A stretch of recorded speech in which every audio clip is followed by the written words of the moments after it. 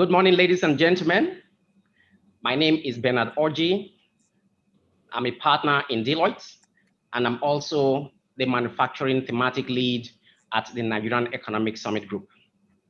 It is my great pleasure to welcome you to today's webinar session. And the theme of our session is Developing Nigeria's Light Manufacturing Sector, COVID-19 Response, Opportunities and Constraints. This webinar session is sponsored by the International Finance Corporation, the IFC, the Foreign, Commonwealth and Development Office, the Manufacturers Association of Nigeria MAN, and the Nigerian Economic Summit Group. So welcome again, distinguished ladies and gentlemen. I'll now run you through today's agenda. The session will run from now to about 12:30, which is roughly 2.5 hours. And we have, a full list of distinguished speakers. And, we have 2 panel sessions made up of distinguished panelists. The welcome address will be taken by Engineer Mansour. Engineer Mansour is president of the Manufacturers Association of Nigeria. And he also plays a role in the Nigerian Economic Summit Group. He is the private sector co-chair at the NESG. After that, we'll have Mrs. Eme Essien-Lore, the country manager for the IFC in Nigeria. She will give us an opening remark. And following that will be Mr. Guy Harrison, the economic counselor and the acting deputy high commissioner. After that, we will make welcome His Excellency, the Honorable Minister of Industry, Trade and Investment, Otumba Ni Adebayo, to give us the keynote address. I will come back at about 10:35 a.m. To set the context for the panel discussion. I'll be reviewing the Morocco Automotive Industry, looking at what's been the critical success factors and what lessons Nigeria can learn from that. This context setting will tee up the discussions for the panel discussion. And for panel discussion 1, it will be anchored by Mr. Nasri Yamama, who is the co-founder of Geshtech. And after that will come a short Q&A session, which will also be moderated by Mr. Nasri Yamama. Following panel discussion 1 will be panel discussion 2, which will be anchored by Mrs. Adebola Adefila. She is the COO of Banrot Rolls Nigeria Limited. She will also moderate the Q&A session that will come after that. Finally, the webinar session will be brought to a close by Mr. Musonda Chipalo. He's the Principal Investment Officer at the IFC. Thank you very much, ladies and gentlemen, and I'm delighted to welcome you once again to this webinar session. I'll now make welcome Engineer Mansour Ahmed to give us the welcome address. Engineer Mansour. Thank you very much, moderator.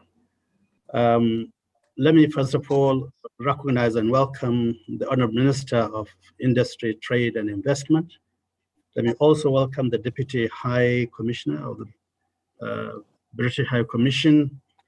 And let me also welcome all our distinguished guest speakers and participants. Let me also thank the NESG, the Manufacturers Association, the FCDO, and indeed IFC for joining hands to put together this very valuable webinar at a time when I think it is most needed. Let me first of all suggest that what the organizers, I believe, have tried to do is to bring a panel of speakers to discuss both from their experiences and their knowledge, and hopefully also from their expectations as we go forward in this difficult environment of what we need to do in this country to strengthen and deepen our light manufacturing sector, and to bridge the gap between light manufacturing and the heavier manufacturing that we need so desperately in order to give our economy the resilience that it requires. I think we're all aware that light manufacturing has always been a key early stage of industrialization for most economies. And the reasons for this are very clear. At the beginning of industrialization process, first of all, there's not sufficient capital that can be mobilized to build the heavier industries that we required. And secondly, at any rate, the demand is for consumer goods, consumer items that, of course, come out of the manufacture of the factories of light manufacturing investments.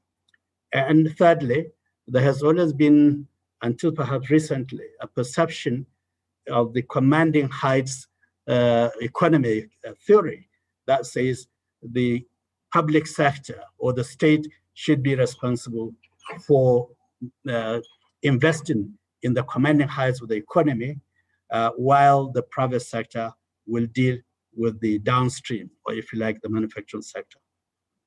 And I believe it is consistent with this that the Nigerian industry grew first in the area of the light manufacturing sector. And indeed, I remember when I was, after my graduation in the early 70s, there's indeed a very virile and robust light manufacturing sector in the country. I grew up in Kano, where indeed there are at least two major industrial hubs that indeed represent a very robust, very active manufacturing sector in the economy. And I'm sure it is the same in other key hubs in the country, like Lagos and probably Port Harcourt and so on. But for most successful growing economies, there is a point at which you begin to transit, well, not that transit, but to grow backwards away from not only into the manufacturing sector, but also into the high industry investments. And for industries, for economies that therefore grow and become more resilient over time, the movement across from light manufacturing to heavier manufacturing to capital goods manufacturing creates the integrated economic industrial process that gives economies the resilience they require to continue to grow sustainably. Unfortunately, I think in Nigeria, this did not happen. Sometimes in the early 70s, the huge flow of oil wealth and of course, the intervention of the military into the polity created conditions where literally the public sector took over everything, even in the light manufacturing. There was a time when the vast majority of light manufacturing activities were indeed either government-owned or perhaps significantly there was significant government participation. And I think the oil flow, the oil wealth blinded us to the need for us to actually begin to backward integrate and create the condition for our manufacturing sector to grow sustainably by integrating the heavier manufacturing with the light manufacturing, by integrating agriculture with the industry, with manufacturing, that will give us the sort of resilience that we are indeed quite capable of developing. I think perhaps it's not for me really to go into the details of that. I'm sure the panel members will deal with this very effectively. But I believe that the COVID-19 brought out this issue into sharp relief. Our light manufacturing sector was literally brought its knees because it depended largely not only on imports of inputs, particularly raw materials, spare parts, and so on, but also it depended heavily on the availability of foreign exchange to import these things. And therefore, the COVID, along with the oil price collapse, indeed compounded the problem. so that at one point, many of our manufacturers actually were almost grounded. So I think this clearly highlights the challenges that our light manufacturing sector faces today. But it also, to a certain extent, also highlights the opportunities available for those who are in the sector and those who want to invest in the light manufacturing sector. As we know, COVID highlights the huge dependence on imports of foreign raw materials. At one point, our pharmaceutical sector, for instance, which depended heavily on the import of the basic ingredients, the APIs, was almost brought to a standstill. And some of the basic items we require, we couldn't produce in country. So clearly this creates an opportunity.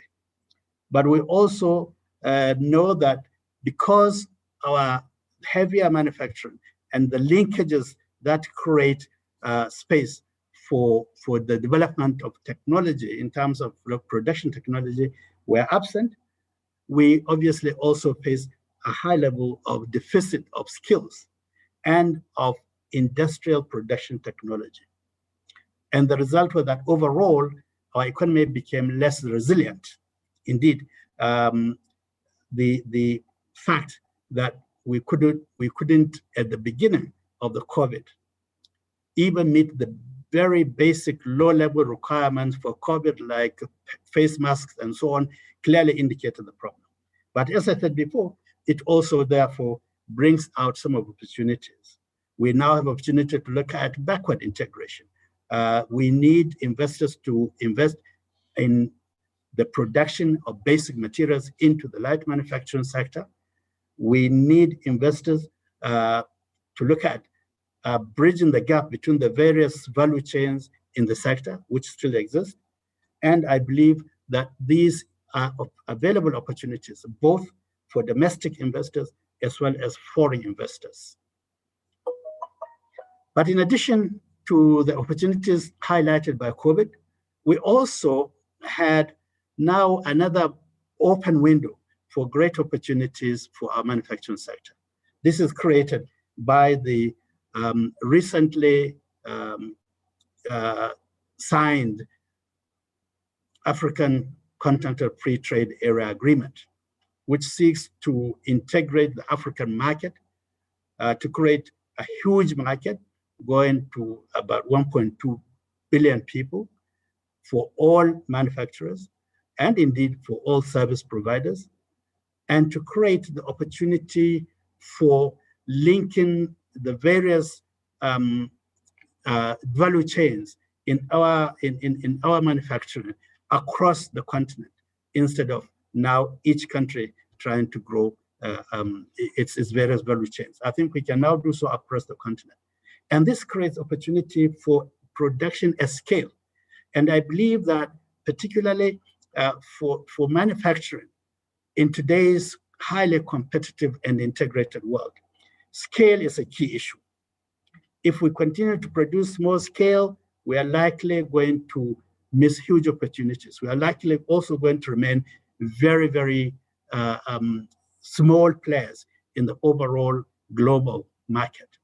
But with the AfCFTA, we now have opportunity to actually create larger scale in manufacturing, in processing, and indeed in all the value chains that we need to build in order to meet the requirements of this very extended market, and indeed to position Africa and African economies to now play an even greater role in the global market and in global economies. And I believe that to come home for Nigeria, this offers a very, very attractive opportunity, because despite everything, Nigeria remains the largest economy in Africa. Our industry is perhaps among the top 5 in terms of the scope of the industrial sector. Our manufacturing still has opportunity now to expand into the other African market, as we have seen it happen in some sectors like cement and so on. So there is indeed an opportunity created by FCFTA for sustained growth of the light manufacturing sector. And I think it is only right that the participants in this seminar or this webinar will explore these opportunities and highlight the way that both the public sector and the private sector should move in order to capture these opportunities, in order to generate a more resilient, more diversified, and indeed more robust economy, not only for Nigeria, but across Africa. I would like to see this opportunity, again, to thank all of you participants for this. We should look forward to a very robust discussion on this and to very valuable resolutions and recommendations to government. I am familiar with the effort that is already being made by the federal government of Nigeria, especially through the Ministry of Industries, Trade and Investment, which indeed seems to be more prepared today to put in place the right policies and the right environment for manufacturing to grow. I hope during this discussion, we will indeed come up with very strong and very robust and very valuable recommendations for this to happen. Let me thank you for the opportunity, and let me again welcome you all to this very useful discussion and conversation. Thank you. Thank you very much, Engineer Mansour, for that welcome address. The welcome address already touched on a lot of salient points for our session today. You talked about light manufacturing versus heavy manufacturing. You talked about the fact that Nigeria has actually been into light manufacturing even in the 70s, and there was a need to grow up the chain and get into heavy manufacturing. I think what also stood out for me was that you talked about light manufacturing being a private sector led, and how the growth of that sector was stalled a bit when we had a lot of public sector participation. And finally, I think looking forward, you now talked about what are the opportunities that come out of this whole COVID-19 pandemic as it affects the light manufacturing sector, given that during the pandemic, a lot of raw material importation was impacted, and there are now opportunities for backward integration and linkages across the value chain. So thank you very much, Engineer Mansour. And without further ado, I would like to welcome Mrs. Eme Essien-Lore, the Country Manager, IFC Nigeria, to give us the opening remarks. Good morning, everyone. It's really a pleasure to be here this morning. Thank you so much for taking time out of your schedule to join us. I am going to stand on existing protocols, but in particular, thank the Honorable Minister for joining us today to really get into a conversation around how to move the light manufacturing sector in Nigeria forward. We at IFC are really pleased to be able to partner with NESG, with the Foreign, Commonwealth and Development Office, with the Manufacturers Association of Nigeria. Thank you, Mr. Ahmed, for your remarks. It's been great to collaborate with these organizations because we have a very shared sense of perspective about the issue at hand. And so what I'd like to say first, and I'm just going to take a couple of minutes here, is to emphasize that we think this is an urgent conversation. I believe it was Winston Churchill who said that never waste a good crisis. That's one of my favorite mantras. And COVID has been a crisis of epic proportions, in particular for Nigeria, because as we know, Nigeria entered the COVID crisis quite weak, right? So just coming out of the 2016 recession, so GDP growth was still quite low. And Nigeria today has a GDP per capita, which is at levels that we've seen in the 80s. So the GDP per capita situation has really declined over the past several years. So Nigeria has come into this crisis really in a very disadvantaged position relative to its peers, and we recognize that. Now Nigeria is facing the Africa Continental Free Trade Area Agreement. It can be an opportunity, as was articulated, but also a challenge. We all know that Nigeria's industrial competitiveness ranks below those of competitor countries and regional peers. And we know that there is low in-country capacity utilization. We also know that Nigeria, the manufacturing sector in general, is heavily import dependent. And the National Bureau of Statistics reported that the level of localization has been falling over time as well. We know that the majority of the manufacturing activity in Nigeria is currently occurring in low-skilled, labor-intensive, tradable, and commodity-based processing. And we know that this translates to a low level of economic complexity. It's important to have high levels of economic complexity as it correlates very highly with high GDP. But we also know that this can change with the right coordination and the right policy. And that is what this conversation is about. We know that Nigeria would benefit if it aims to increase its production of capital-intensive and regionally produced goods that are medium skill and globally competitive. We know that the sectors such as machinery and transportation and electrical products, and there are a whole host of others that fit into this category. We know that if Nigeria develops its special economic zones, it will offer a tremendous opportunity to produce more sophisticated goods and build more regionally and globally competitive firms. And finally, we cannot overstate the role that this sector, the manufacturing sector, can play in addressing Nigeria's challenging unemployment and underemployment issues. So we at IFC are really looking forward to partnering with counterparts in government, in the private sector, and civil society. This is a really urgent issue, and we really hope that when you're coming here today to have this conversation, we're not doing it in vain. We're doing it because we have something that we need to collectively work together to address. There will be trade-offs, though, and there will be the need to prioritize. And those are never easy decisions to make in a large, complicated economy. So I think we have to recognize that. In a large economy like Nigeria, it is very complicated to make certain decisions around prioritization. But the only way this works is if there is some sense of how do we prioritize certain sectors, certain areas that can actually lead towards increasing the role that the light manufacturing sector plays in Nigeria's development agenda. So I'll say again, never waste a good crisis.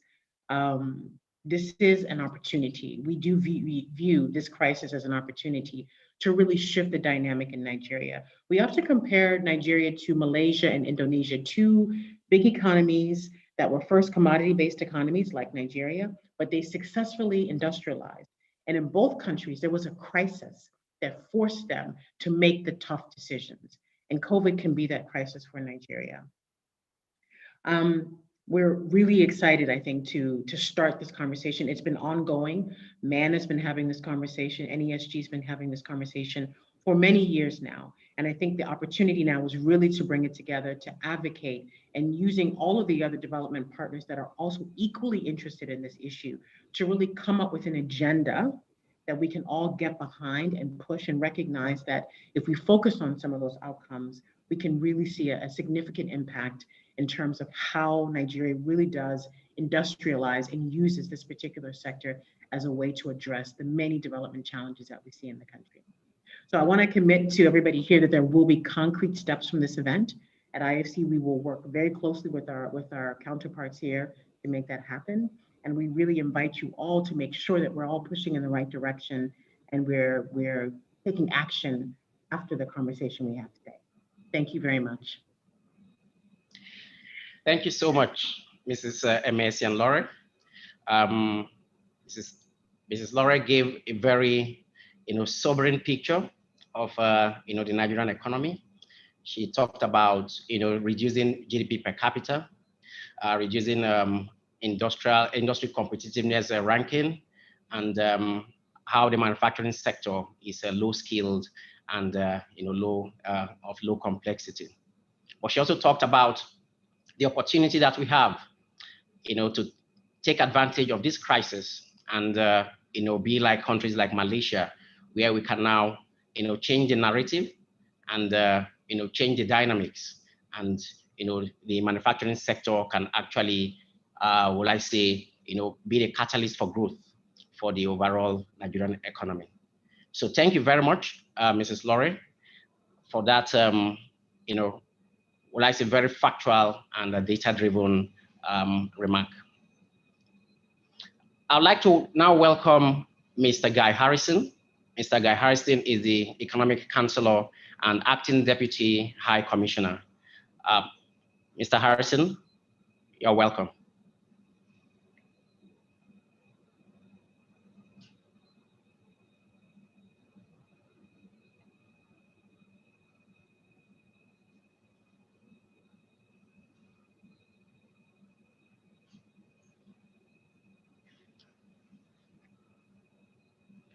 Mr. Harrison?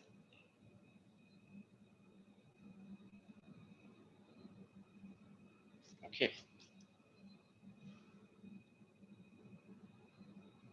Okay.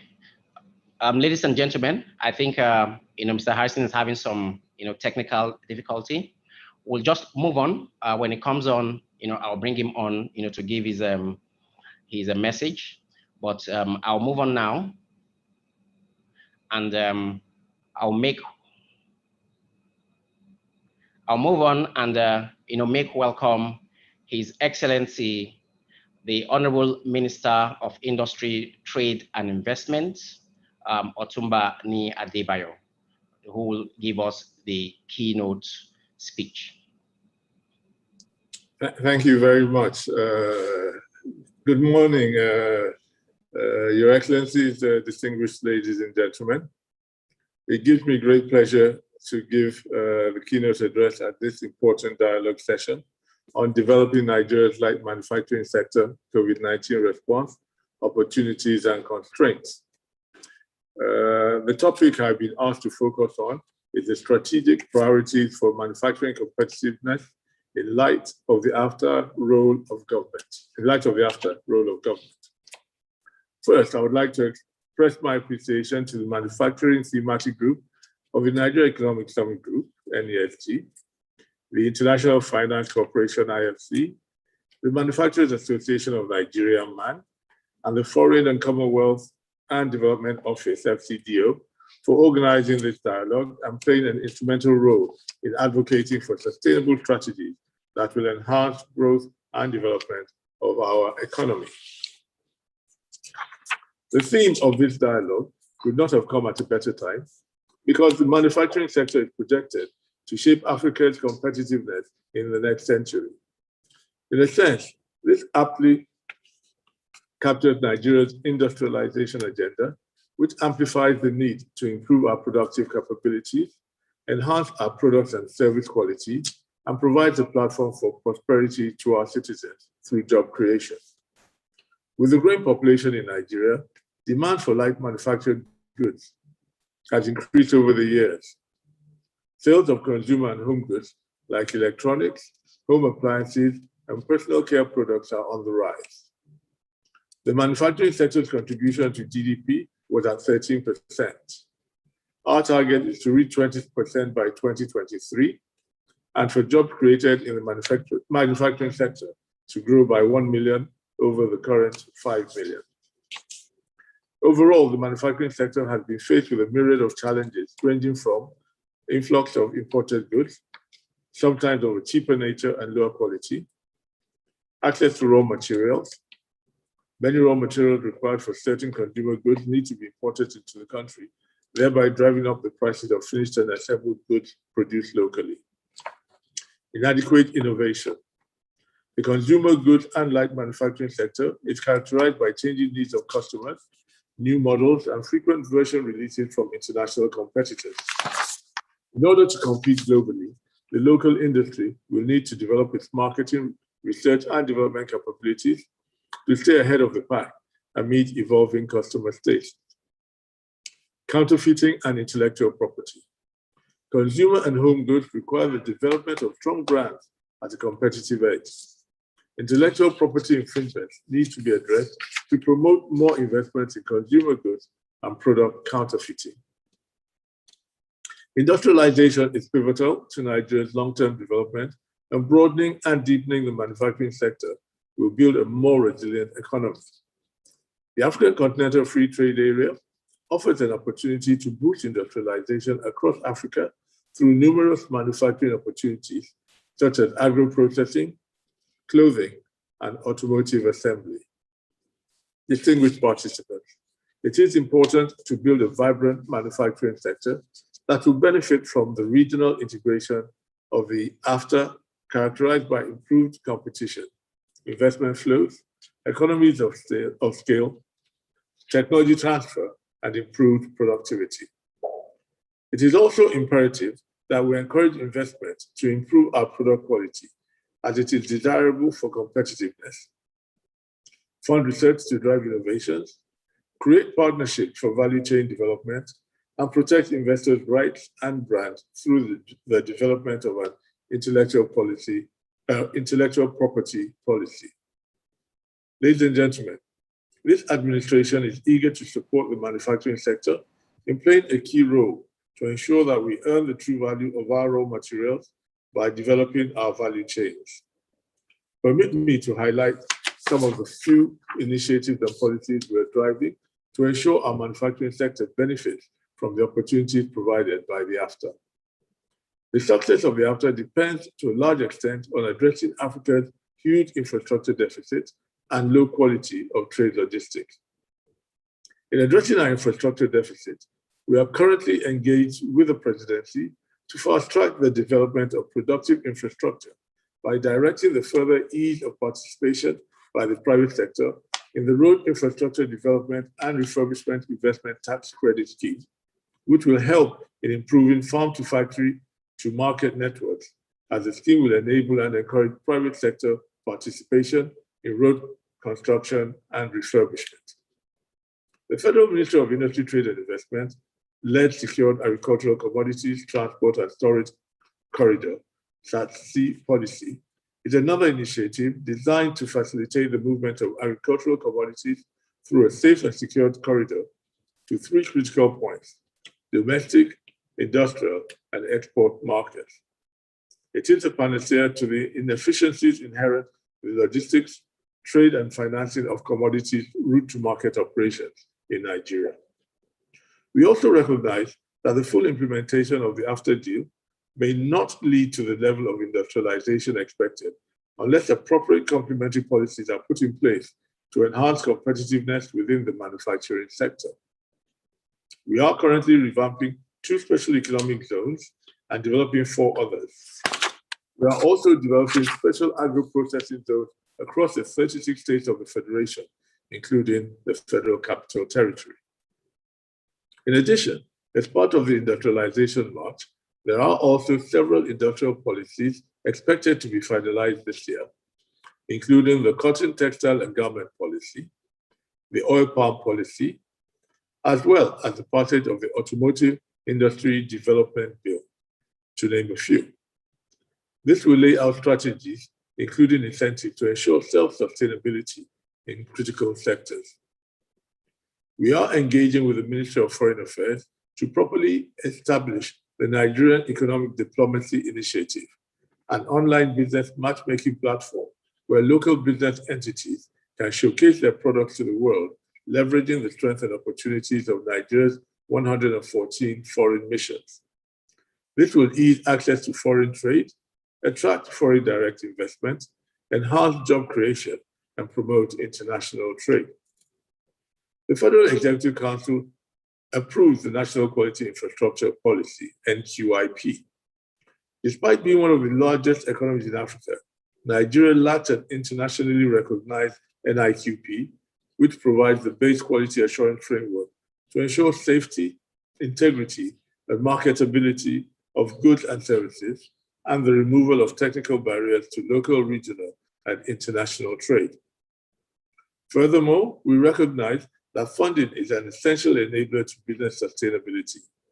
Hence, the ministry has been implementing initiatives that expand facilities available to micro, small, and medium enterprises by improving the access and cost of finance and providing shared facilities for their operations. In addition to supporting MSMEs by providing single-digit interest rate credit facilities, we have also done the following.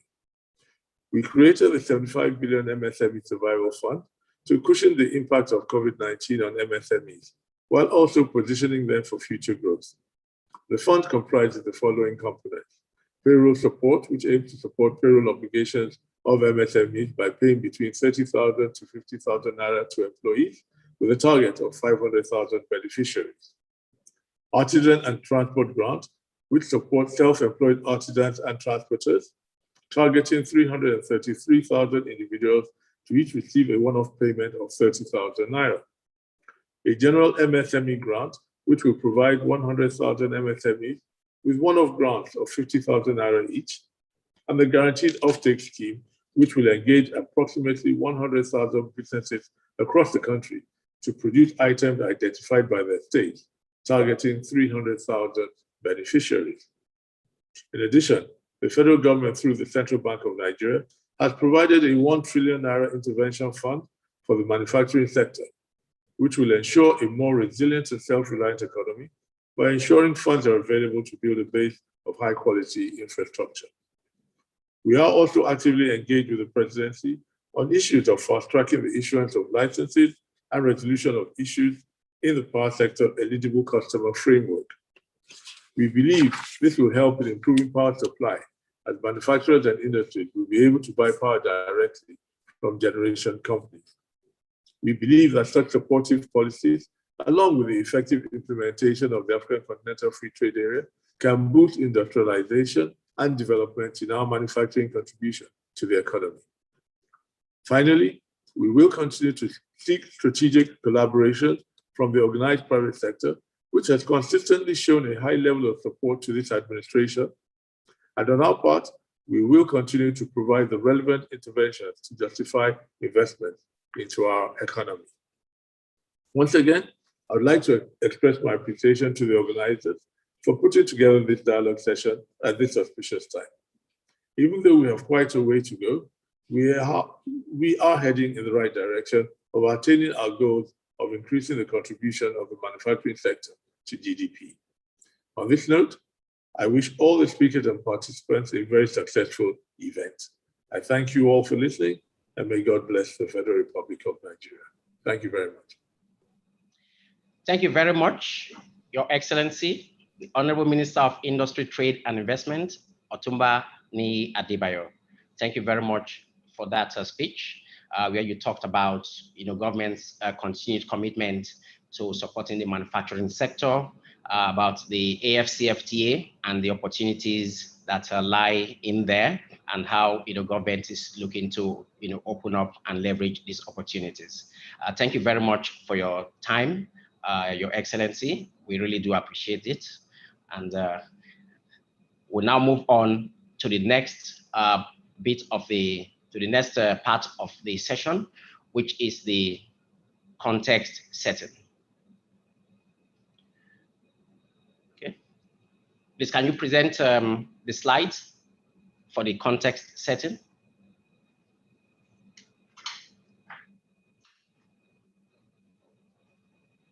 Okay, thank you. Kindly move on to the next slide. Okay. So, ladies and gentlemen, over the next 10 to 15 minutes, I'll be setting the context for the panel discussions that will follow. And the discussions will be around Nigeria's light manufacturing sector. We would like to draw from the experience of the Morocco Automotive Industry and look at what are the lessons that we can pick up from the Morocco Automotive experience. Next slide, please. So light manufacturing, as Engineer Mansour had talked about when he gave his welcome address, essentially is a less capital intensive activity. It's more consumer oriented, meaning that the products and the goods that come out of light manufacturing sector is actually available, or it's suitable for use or for consumption by consumers immediately. It is not an intermediate product that goes into other manufacturing activities. The other key feature about light manufacturing is that it is labor intensive. So you have a lot of people, it employs a lot of people within that sector. It has relatively lower material input, and it's also more environmentally friendly. Typical industries that are light manufacturing space will be industries around agro-allied and processing, will be textile manufacturing, leather manufacturing, consumer electronics, and then automotive as well. Next slide, please. Now, this slide, although it's it's heavy on data, essentially talks about the importance and the impact of light manufacturing on certain economies, particularly the Asian economies. Over time, we have seen how the Asian economies have grown, and the bedrock has been the light manufacturing sector. So if you look at the likes of Bangladesh, for instance, Vietnam, Philippines, India, and China, just to to mention a few, you'll find out that when you look at the light manufacturing sector, it has contributed a lot to their GDP growth. It has brought in FDI. It has brought in a lot of FDI, and then it has also impacted their total exports. If you also look at it, it has also employed a lot of people. So this slide, essentially just shows, some of the numbers. So if I take, for instance, Bangladesh, and we look at their garments and leather light manufacturing sector, you see that in terms of GDP contribution, in 2018, it contributed about 12% to GDP, brought in over $500 million worth of FDI, and then employs about 4 million workers. So that just gives you, shows the importance of, enhancing and paying attention to the light manufacturing sector. So for Nigeria, for instance, just as Engineer Mansour said, in the 70s, we had light manufacturing hubs in the north, in the east, in the south. There's a need, to go back to this and pay more attention to that, so that we can also get benefits like this, where we are getting significant contributions to GDP. We are attracting a lot of FDI, and we are also employing a lot of workers. Next slide, please. So I'll just like to talk a little bit about the Morocco automotive industry, and this gives a snapshot of the Morocco automotive industry. Starting from the bottom left, the industry actually started as far back as in the 60s, and it started as a small cluster. Today, however, that same industry is now the second largest car producing cluster in Africa, behind South Africa, and has about 35% market share. And you have key players, key automotive players like the Renault and the Nissan group, Peugeot, BMW, Volkswagen, Hyundai, who are now in that country. And you find out that Morocco is exporting assembled and produced cars to Europe, to the Middle East, and to the rest of Africa. So it has grown from a small cluster in the 60s to the second largest automotive economy in Africa. And we are seeing productions as high as 160,000 cars that will happen in 2022. Right now, they are in the region of about 80,000 cars per annum. Now, the interesting thing is local content or local integration is expected to get to about 60% in 2022. Now, this is critical. And when Engineer Mansour gave his welcome address, he talked about the need to exploit the COVID-19 pandemic, and for us to look internally, strengthen our value chains, backward integrate, and see how we can also make use of our own local raw materials. Okay. And then lastly, I'll just talk about the values of the, the export. The Morocco Automotive Industry is seeing over $10.5 billion, worth of export. And, that is something Nigeria needs to look at, particularly as we go into the AfCFTA regime, where we need to, go out into the other African markets. Next slide, please. So the question is, what has actually, led to the success of the Morocco automotive industry? And there are really three, big pillars that have, enabled the growth. The first one has been, is policy and regulation. And here, you see government's commitment in terms of, reforms that it did in 1983. You see, government's commitment in terms of, the policies that, it's been setting, 2009 to 2015, there are policies around, the National Pact for Industrial Development. And then you also see, very clear industrial plans that the government has, in place. So definitely, it is critical that government's commitment is visible, is unwavering, and it gives confidence and assurance to the private sector. The other thing, the other enabler is the partnerships and agreements that the government also went into.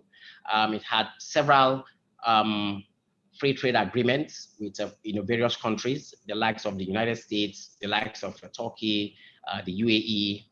It also had bilateral agreements with the EU, and then it's also tried to get into a lot of economic blocks. It's tried to get into ECOWAS in 2017, just to ensure that there is enough support, there's enough bilateral partnership for the sector to grow.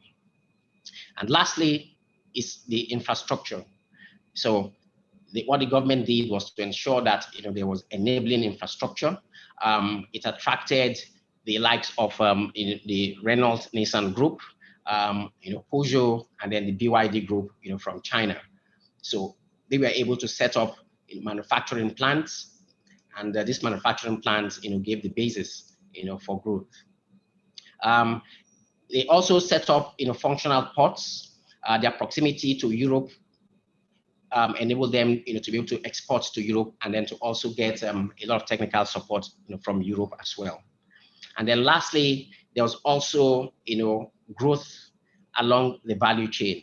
So what the government did was to ensure that, they had tier 1, tier 2, and tier 3 OEM ecosystems, ensuring that, the original equipment manufacturers were able to come in and set up, supporting facilities. So things around, stamping, metal and stamping ecosystem, wiring ecosystem, battery ecosystem, the various ancillary sectors that support the, the automotive sector.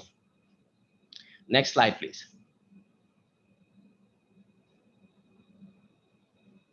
So just to, to wrap up, in terms of lessons learned for us here, it's essentially to look at it and say what we have seen in the Morocco automotive sector is policy consistency.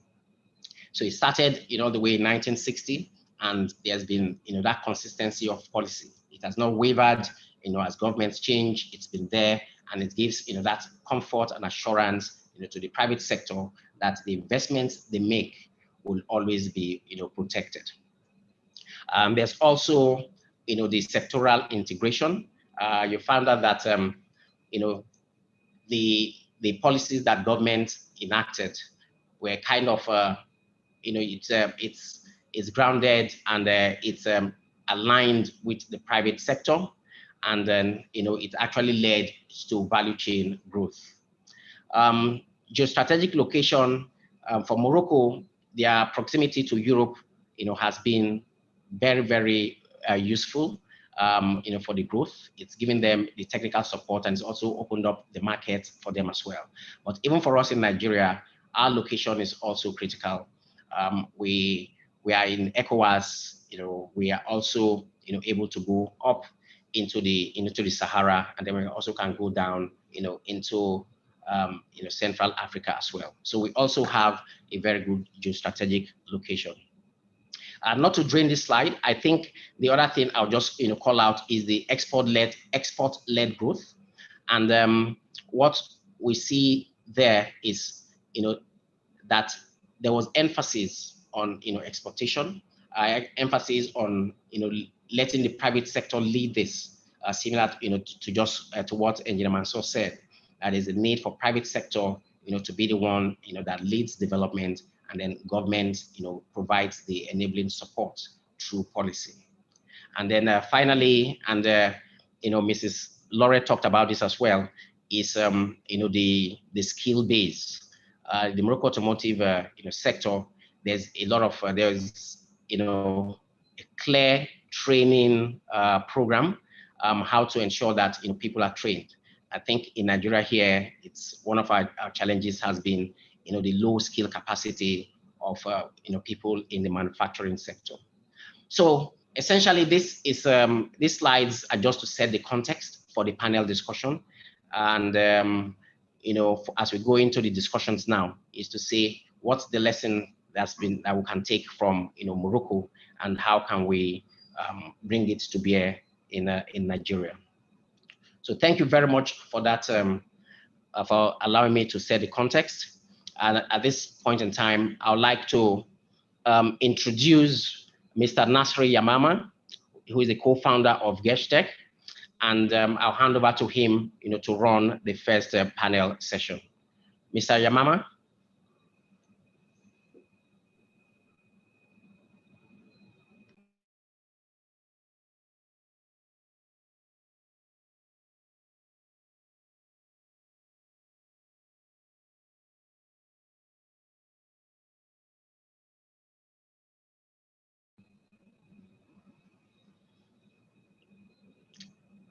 Mr. Yamama, are you there?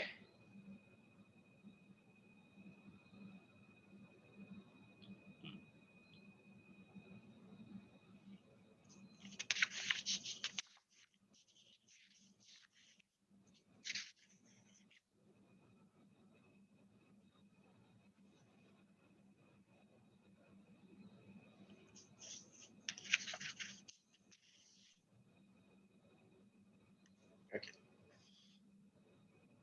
I think Mr. Yamama is having some slight technical difficulties. Ms. Adefila, can you confirm if you're happy to go with the second panel session at the moment, so that Mr. Yamama can come in later after you? Is it fine for us to do that swap?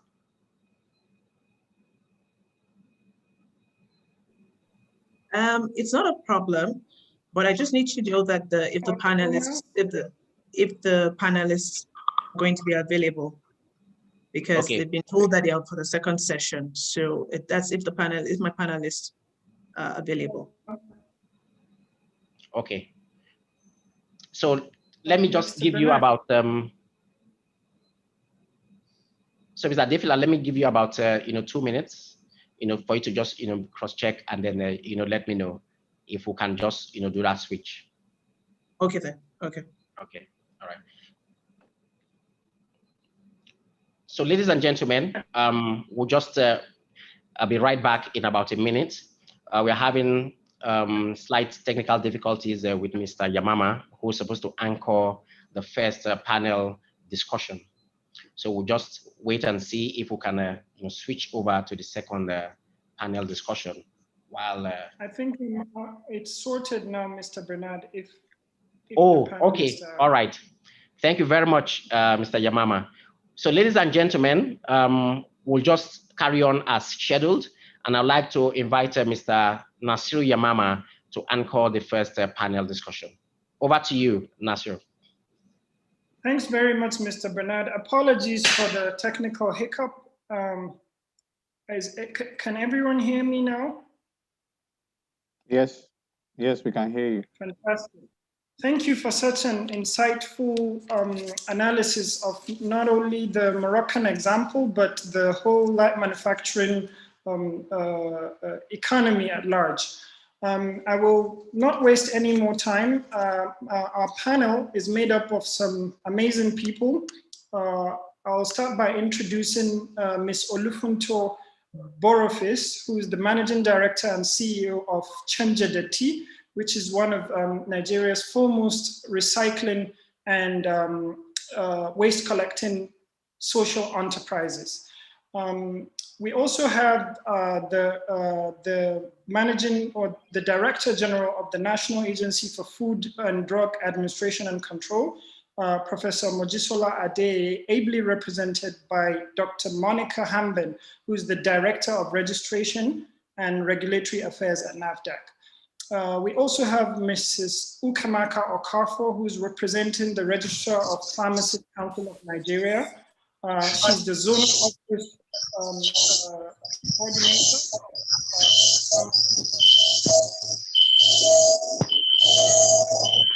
I'm not sure. Oh, great, thank you. And then we have Mr. Rashid Adegbenro, the Technical Advisor of the Manufacturers Association of Nigeria. Great welcome to the panelists, and thank you so much for joining us today.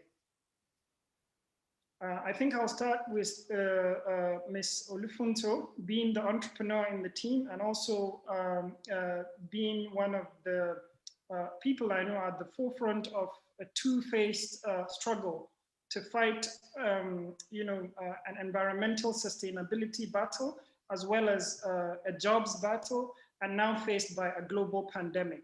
How has it been? What have been the topmost constraints and opportunities presented by a pandemic that has necessitated more use of things like single-use plastic and more need for safety and more need for light manufacturing, if you like? Ms. Olufunto. Thank you so much for the opportunity to be on the panel. I'm very humbled by the invitation, and I just want to thank you, Mr. Yamama. I want to stand on existing protocols at the moment and just say thank you so much again for the opportunity to be able to share sort of our story. Yeah, I mean, I run Chemjedeti, which is, like you mentioned, a waste collection and recycling company out of Abuja. And I don't think anybody saw COVID coming. When news first started trickling in about COVID out of China, and I don't think anybody could have imagined the scale at which it's decimated our manufacturing industry in Nigeria. Sorry, I feel like there's an echo. Can you hear me clearly? It's gone. Okay, so for me, I currently have like around a staff of 200, both full-time and part-time. And so for me, it was very, everything ground to a halt.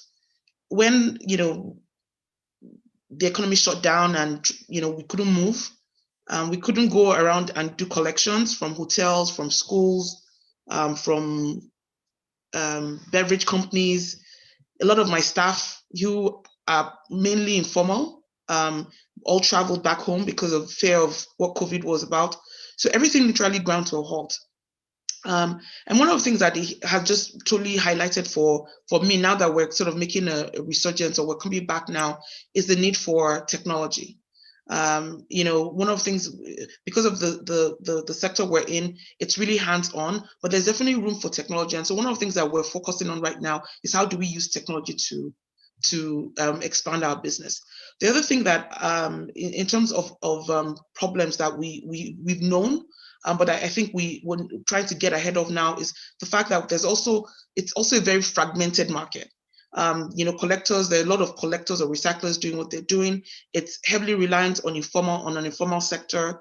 I'm sure most people, if you look around, you'll see waste pickers walking around with no real interaction or feedback into the waste management agencies and the like. So it's how do we then work collectively to onboard all the informal sector players that we see, all the waste pickers, all the bola and things like that. So that's one of the things that we've done. And I'm happy to say that during the pandemic, one of the things that we really did, even when business ground to a halt, was that we were able to support a lot of our waste pickers. I think we did training for since September last year till now, we've done training for over 1,000 waste speakers, where we not only do we, give them palliatives, but we also were able to, through support of some of our supporters or partners, we're able to also give out PPEs, right? Gloves, nose masks, boots, because again, with COVID, protection is key, and health and safety training.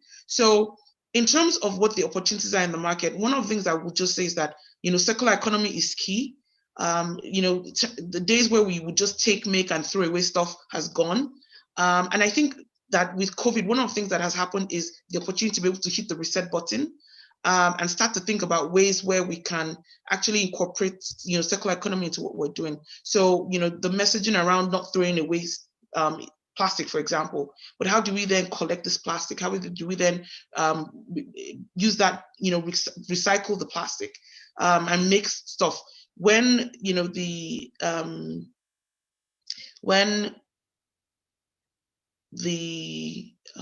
sorry, the word I'm thinking of right now, when the borders were closed, right? A lot of people couldn't import. Can we look inwards? So those are some of the conversations we're having right now. So again, thank you so much for the opportunity to have this conversation. I don't want to go over time, but yes, there's a lot of things that we can unpack here. So thank you. Thank you. And I mean, we can all understand your raw material being the waste, right? And yes, you're an active light manufacturer, if you look at it from that perspective. I'll move quickly to Dr. Helen, because I don't think any health crisis can ever go by without, the active involvement of NAFDAC. And what most people don't see that is apparent is that NAFDAC not only regulates and administers drugs, but also food. So Dr. Helen, what has been the sort of, overall scenario of all the companies and institutions that you had to regulate and administer in terms of makers of not only, alcohol sanitizers to drugs that were in full demand at the height of the pandemic, and also the food manufacturers? So good morning, everybody. Thank you so much for the invitation. Let me stand on the existing protocol, recognize the Honorable Minister, Otumba Adebayo, and all other protocols duly observed. When we look at light manufacturing and the impact of regulation, we see that there's quite a bit that is going on, and the impact of COVID on the sector, cannot be underestimated. When we look at the manufacturing sector, there's some things that come to mind. We look to ensure that there are quality systems that are built into these production facilities to ensure that you end up with quality products and you're able to sustain the marketplace and sustain access to quality products. So even when you are looking to build such a system, there's definitely need to have a quality management system in place. And so we're able to guarantee that the products meet set standards of quality and expectations and remain competitive within the economic sector. An issue that has been already mentioned here is the need to ensure you have human capacity development, you have the skill set that is necessary to support the manufacturing sector in achieving its desires to build a sector and come up with products that will consistently meet the expectation. So the need to have definite skill sets in place, the need to have continuous training, and the need to be able to innovate and bring to scale innovation, for example, is also very key. Many of you have heard a lot of talk about vaccine manufacture and vaccine R&D, and we have seen what has happened where in other economies, you see a lot of investment has already gone in. We are playing catch up at this point in time, but definitely there is need to support the human capacity, make sure we strengthen the knowledge base and the competencies and capacities that we have. Again, you look at the incentives that are available to the sector, which I think other people will speak more to that because that is also important. And of course, the policy thrust of the country and the policy thrust as per regulation where we move to implement, and make sure that we have structures in place that actually support local manufacture of needed commodities and move away from the dependence on importation, which has been mentioned here quite severally. I think I'll stop there for now. Thank you very much. Thanks very much, Dr. Manika. That was insightful. I can see you already have questions, which we'll take at the end of this panel. I'll next move to Mrs. Ukamaka Okafor, and pharmaceuticals, or the pharmaceutical industry, Dr. Ukamaka. It is, I think, very well known by now that the pharmaceutical industry globally has received such attention and has also played an important role for our world at large. How much research and how much intervention indigenously do you think the Nigerian pharmaceutical industry has been able to add or will add in the next coming months to the fight against not only the COVID-19 pandemic, but any major global health risks that arise? Good afternoon, everybody. Thank you very much. I want to recognize the Honorable Minister Otumba Adebayo and stand on all the existing protocols. The pharmaceutical sector, as we know, when the COVID started, it became very glaring to us that there was no pharmaceutical strategy that was being implemented. So I think the first thing that we need to do is the government to develop and implement a pharmaceutical strategy, because it was also very glaring to us that we didn't have a strategy for emergency. And that was why when the pandemic started, we couldn't do much because we didn't have any plan for emergency situations. So I think and even with the assistance that the government has given to the pharmaceutical manufacturing sector, they've not been able to access at least 5% of that funds. So in talking about what the pharmaceutical sector will do, which is mainly the private sector, we also need that the government will support the pharmaceutical sector by making the funds available and accessible, and also implementing some policies that will be helpful. Because we know that the pharmaceutical sector is more than 80% depending on imported products. And we also have some parallel companies in Nigeria that are also dominated by Indians. And these Indians also get their raw materials from their sister companies at cheaper prices. So you find out that it's difficult for the Nigerian pharmaceutical sector, the local ones, to compete with their Indian counterparts that are. So as we talk about what the pharmaceutical sector will, to ensure that the optimal perform. Thank you very much. Thank you so much. Really crucial suggestions there, and I hope that we will pick up, because I generally, get the feeling that there's so much buried potential when it comes to Nigerian pharmaceutical. I'll next move to Mr. Rashid Adebenro, who is the technical advisor of the Manufacturers Association of Nigeria. Now, the world over, we have seen how manufacturing companies sort of pivoted or allowed sections of their organizations or companies to work to not only build ventilators, but other critical equipment like PPEs and so many other things, ranging from Jaguar Land Rover in the United Kingdom to the Teslas of the US, and even smaller companies, including research institutions and universities. What have you seen in terms of the response, in terms of Nigerian manufacturing company, especially in the light manufacturing sector? What happened, or what could have happened, and what could happen in the future?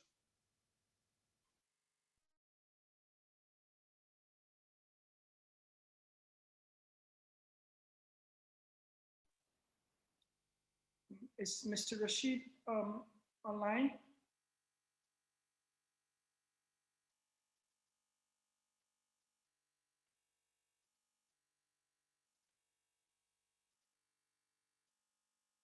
I don't think he's there, but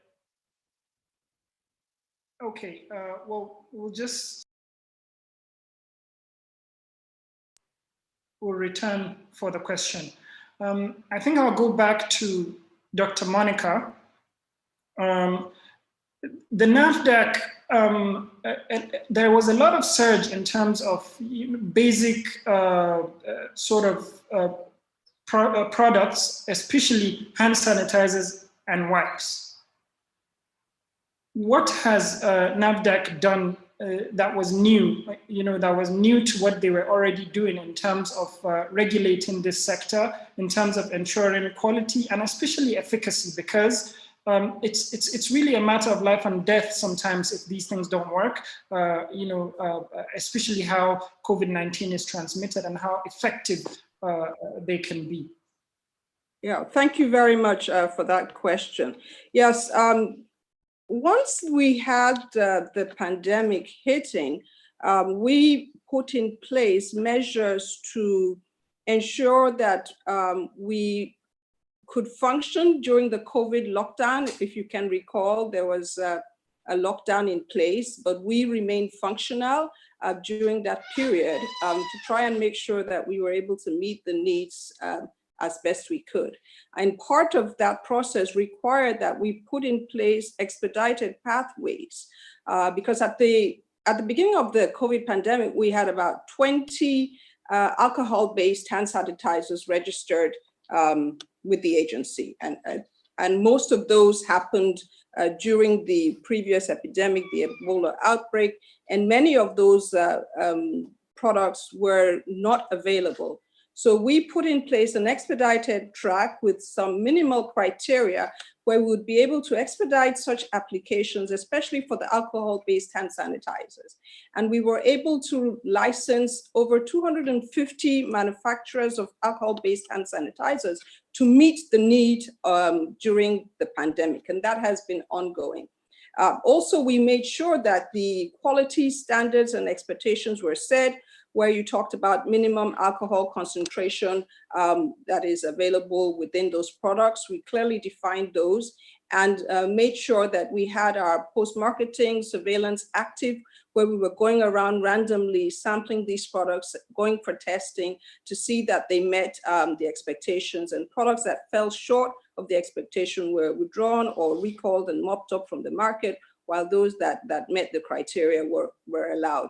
Also, it's important to note that the actual formulations were also of import, because there were efforts by some individuals to use chemicals that were not allowed due to their toxic nature to formulate alcohol-based hand sanitizers. So that was put in place, and we worked assiduously to implement that and ensure we had good quality and we had access to quality products within Nigeria at that time. Now, moving forward from that, and in an effort to also support the local manufacturer, we currently have a cap on alcohol-based hand sanitizers, where you cannot, at this point in time, apply to register a product that is not manufactured in Nigeria, because we've moved from 20 to over 250 locally manufactured alcohol-based sanitizers, and we feel there is need to support the local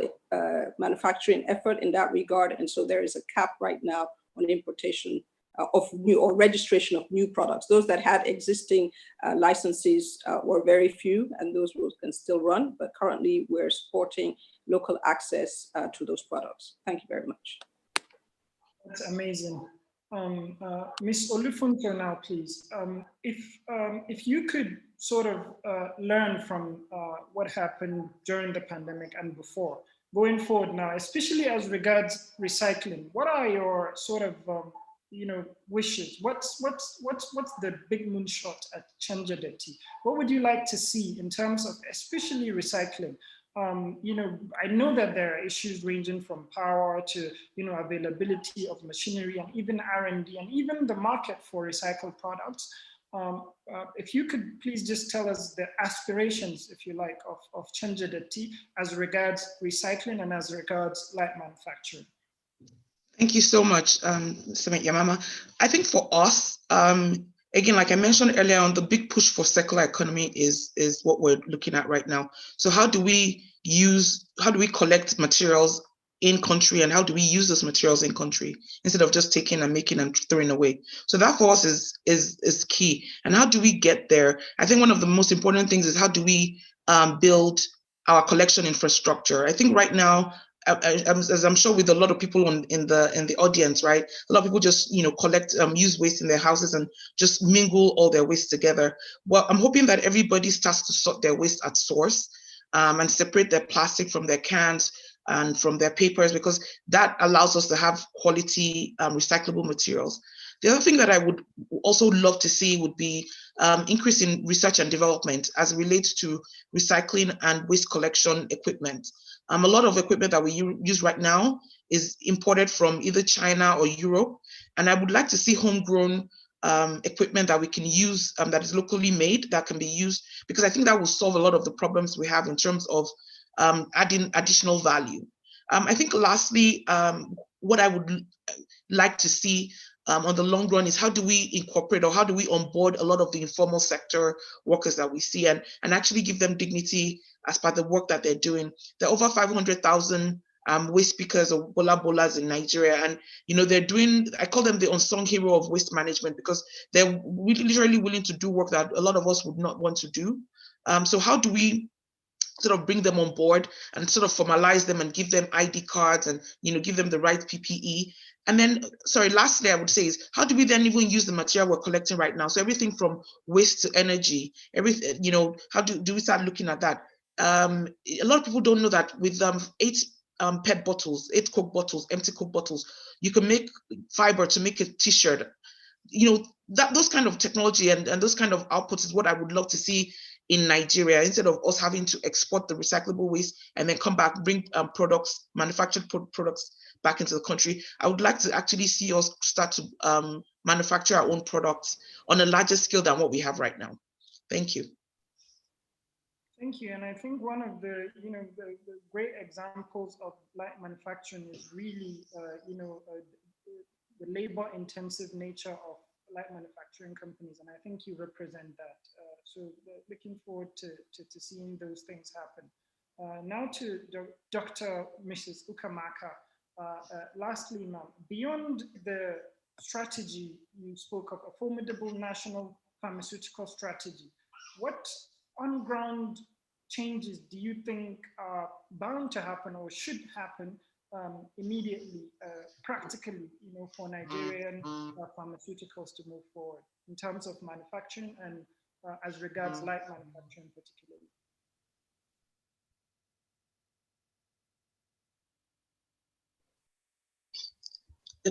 Okay, first of all, though your voice was low, I didn't hear you very well, but I want to believe that you are talking about what new things we want to add in the national strategy for pharmaceutical manufacturing. Was that your question, please? Yes. Hello? Beyond okay. the strategy, what do you hope to see, or what do you foresee happening? Okay. What I think we should. Your voice is very low, but I think I can get what you're saying. Yeah, I'm thinking that we should encourage the local manufacturers through tax relief and through incentives, and also making it possible for them to be able to access these funds with minimal requirements. These are things that should be in the strategy. And also, there are other places where we can manufacture things like sanitizers and some other light products, not only in the private sector. In the public hospitals, we have a lot of pharmacists in the public hospitals, and they're all expected to have compounding, to compound things like sanitizers, alcohol, spirits, and some other things. And we know that in many of these hospitals that the management are not encouraging them to do compounding and some light production. But when COVID came, they were compelled to do that. And we saw a lot of hospital pharmacies producing sanitizers for the community pharmacies. So these are the things, part of the things that we should put in the national strategy. A situation where hospital pharmacists should be able to allow to produce some of the little things that they need in the hospitals, and not based on importing or getting from other manufacturers. And then there should be infrastructure also that will enable them, to have all this. And very importantly is the R&D, research and development. The major issue we have in the pharmaceutical sector is that almost every input in the manufacturing sector is imported. And until we revive our petrochemical industries and begin to have the active pharmaceutical ingredients for us, including packaging materials in Nigeria, so that we can have a reduced cost of production. And also, when we start producing our own and start having all our APIs in Nigeria, then the price will be competitive and we'll be able to buy from ourselves. But a situation where Nigerians are relying on imported products, you have companies making paracetamol in Nigeria and you have one being imported. And the imported one is cheaper than the ones that is locally manufactured. And the average Nigerian person is not rich. So the person will want to buy from a cheaper manufacturer. So there's the things that we should put in place in that strategy are things that will make our products to be cheaper. Because even the government too is supposed to buy from the local manufacturers. But you find out that the government is contributing to the global fund. And the global fund will want to buy in a competitive market. So if Nigerian government contributes to global fund, and that same global fund cannot patronize Nigerian manufacturers, then there's a problem. So these are the things that we should address in our national strategy for farmers. I absolutely agree with you. And one point I will highlight there is the mention of R&D. I mean, the world over, everybody knows that the upstream sort of sectors of manufacturing, from the conceptualization to the R&D and testing, are usually larger contributors to the value of any product. Now, in Nigeria, what we see is a kind of a big focus on the last part, on the assembly part of manufacturing. So this is open to all of you now.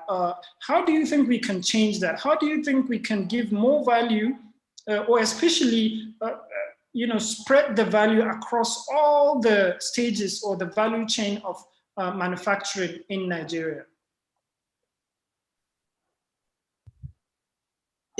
I'm thinking that we should increase investment in R&D. Not only investment by government. Government is a big factor in the investment. But we need to get investors, both from the private sector, from multinationals, from donor agencies. You can find out now that we have a lot of investment in Nigeria from donor agencies, but they are all bringing in products into the country. They are bringing services into the country. We should be able to tell the donors and the funders the areas where we want them to fund. And such areas should be R&D. So when we are looking for investments, we should also look for investment in that area of research and development. And the government also should be committed in investing money also and budgeting for R&D so that we can research. We have a lot of plants, so many plants and resources in Nigeria. But the problem is that we are not researching into them. And people that have this knowledge, they die without imparting this knowledge in others. You find that people die in Nigeria with all the knowledge and skills they have in herbal products and some other resources and even petrochemicals. So we need to invest more funds in research and development and then encourage those that are doing it. Encourage the researchers to research, give them rewards, give them incentives that will make them to work more in order to improve our resources from R&D. Thank you. Could I add to that? Yes, please. Yes, thank you very much. As has been said, you can't downplay the impact of research and development and the impact it would have on the manufacturing sector. There will be need for us to definitely look to develop the partnerships with the academia, which has already started in some effort, and we could thank COVID a bit for that. We're well aware that the Central Bank of Nigeria did put up some proposals for researchers to make submissions for areas that they are having some work done in research and development so that they would be funded, because you can't talk about research and development without funding. So we need to encourage more of that. There should be more funding of academia, more partnerships between the academia and with industry, because after the research, you have the product development, and then the manufacturers move to bring these products to scale up and bring these products available to the market. So there's definitely need to strengthen those partnerships and expand on them. And a definite, we should be very definitive and deliberate in those policies as we put them in place, because as has been mentioned, there's several areas for R&D, and a lot has been done in different areas. The herbals are just one area, and we have a lot of work that has been done in R&D, which is moving up very gradually, but could be better. Again, when you talk about bringing products to market and you're talking about clinical efficacy, for example, you need to fund clinical trials. You need to have the infrastructure in place to support the conduct of those clinical trials within our country. So, for example, we need to have a deliberate effort to make sure that we have the structure that will support the clinical research organizations, and where you have hospitals that are available, where you have centers where you can run bioequivalent studies and such areas, which are very, very key if you want to develop that R&D component and that product development. Something that is very, very critical, again, is the knowledge base, the training, the human capacity development. You cannot speak about building manufacturing without having the skill set, without making sure that you have the human resource that will be able to run the machines and innovate and bring in technology into some of these solutions. We've heard a lot said about the vaccines and how we're able to develop a vaccine for COVID within record time due to the advances in technology, which we now have to bring on board and see how that leapfrog was made and learn from that and localize some of those skills. There is talent already that exists. I'm not saying it doesn't exist. We have quite a few people who work in that space, but they need to be funded. They need to be encouraged. And R&D is not a one-time fix. It's something that you have to continuously and consistently support in order to get the rewards in the long term. Thank you. Can I also just quickly chime in? Is it okay if I quickly chime in and say that for us in the recycling space, I would like to see what we're talking about actually incorporated in curriculum, especially in our federal universities. How do we get our engineering students to start thinking about solutions that would help our waste management and recycling space? The other thing I would also mention is that there's a dearth of data in our sector. And I'm not sure how it floats across other like manufacturing spaces, but data is very key in terms of what is going to be critical for us to know what direction to go. And so just even a framework around or infrastructure around collecting data is going to be very crucial as we move forward. Thank you. So certainly we need to improve the investment, and we need to make sure that there's a deliberate effort towards R&D. However, you would agree that there needs to be a seamless synergy, if you like, between R&D and actual products that come out.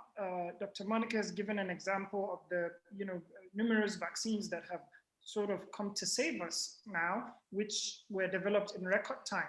However, what we mostly see in Nigeria is a lot of research, on shelves, and a lot of brilliant, talented people that never quite in their lifetime bring products to market.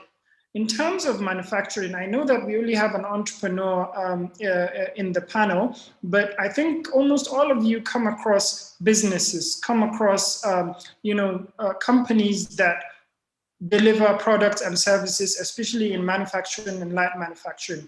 What do you think needs to be done practically to bridge that R&D gap? Assuming that we have the investment, assuming that we have the resolve to make R&D a mainstay, what needs to be done to bridge that gap between actual effective R&D and actual products on shelves that people can use and better their lives? Could I fashion an answer for you, sir? Yes, please. Okay, now there's need for us to make some distinctions. A lot of times, the group or the individual or organization that researches and develops the product, it is not necessarily the organization that presents that as a product to market. So you have a whole product development spectrum and different players coming at different points in time. The relationship between R&D and manufacturing, where for the most part, the researchers research and develop a product in the lab. And there has to be a handshake with industry at what point they now take that from the lab, the laboratories, and now scale up to manufacturing. So that handshake needs to be more robust. But before you even get to that point of the handshake, the researchers need funding to develop the product. So industry could fund, government could fund to encourage the R&D, because it's not every product that you do R&D that is going to move to be a viable product. So there's usually quite a bit of funds that are expended, and that brings into play the issues of the intellectual property and brand protection, which the Honorable Minister mentioned clearly in his address, where you have to make sure that those legal frameworks are in place and are understood, where there is there is patent protection, and researchers and developers will be able to benefit from that, but the manufacturer now moves that product to market. So that handshake needs to be more robust, and a better understanding of the patent protection which is available and responsibilities of the different players in the sector. Thank you. Thanks very much, Dr. Monica. I think we're going to move into the Q&A session. So we have 10 minutes to take questions from the audience, the virtual audience.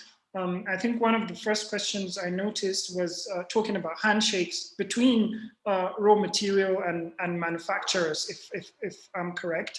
The question is no longer on my panel on the Q&A, but I remember it as asking, what do we need to do to make sure that indigenous companies use raw materials ranging from minerals to other materials sourced locally in manufacturing things, rather than importing even the raw materials that are used.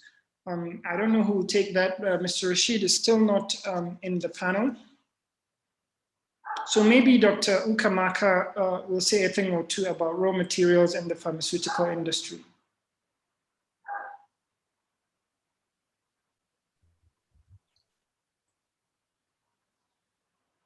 Yes.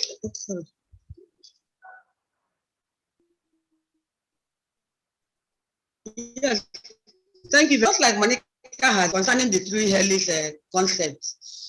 A concept where you have a partnership between the public sector, the industry, which is the private sector, and the academia. When you have such a partnership, then there will be exchange of information, you know, and trainings, and then communication. Because sometimes there's a communication gap. You may have raw materials that nobody knows that you have.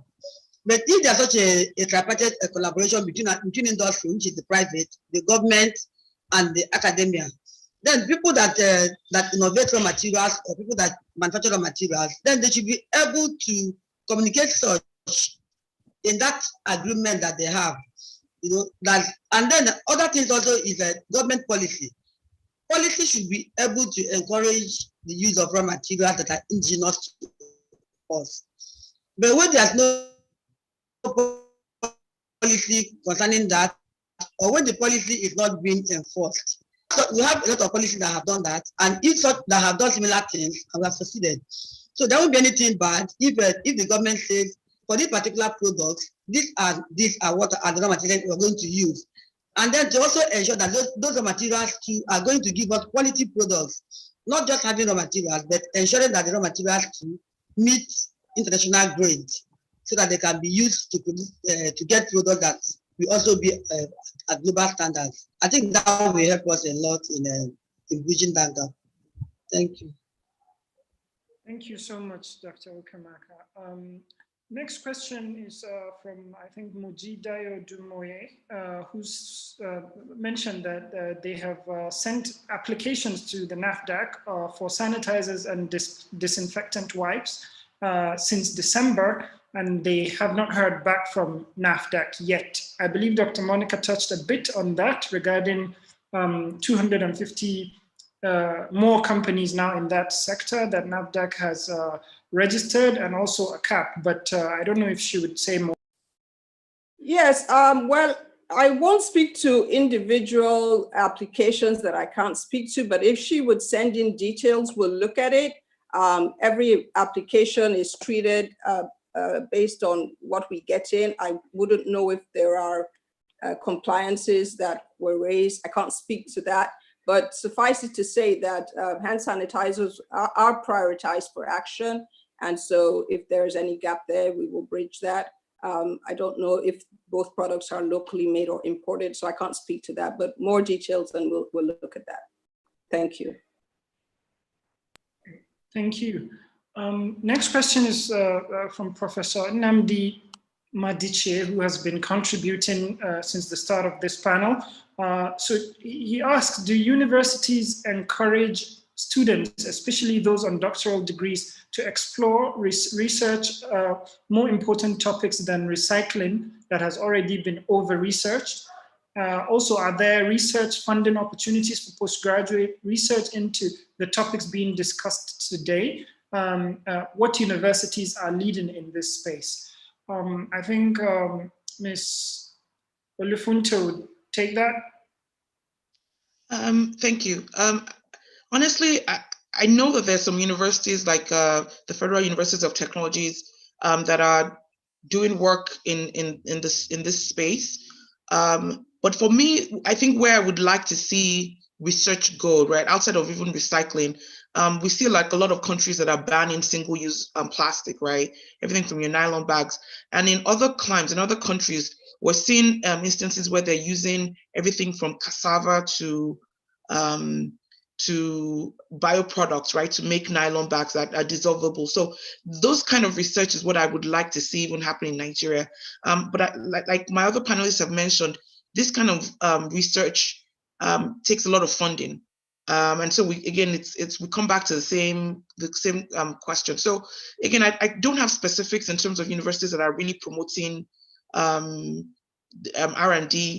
in the waste management sector specifically, but I know that some of the universities of technologies are doing something. I just don't have the exact information. So do you agree that recycling is over-researched?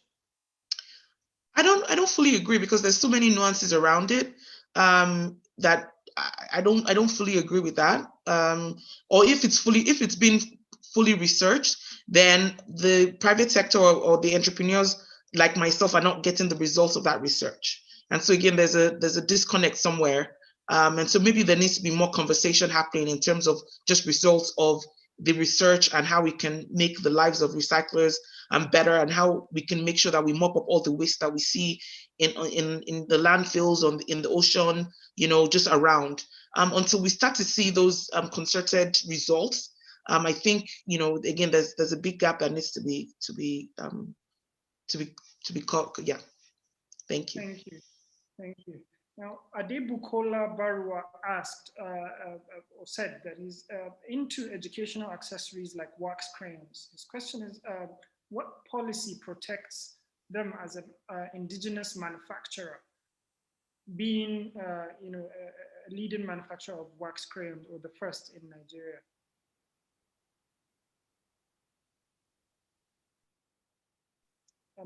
I don't think the question was directed to anybody in particular, so anyone can jump in.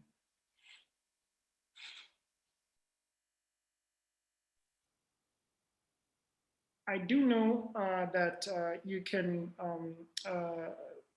patent or trademark your invention if it is in fact novel, and there are many channels for that, and I think you're adequately protected. However, sometimes we need to check and double check before we claim the pioneer status. However, I'm sure the Manufacturers Association of Nigeria can help in this regard. Next question is to Dr. Ukamaka from Chinasa Ignatius. How can this communication gap between the government, private sector, and academia be bridged?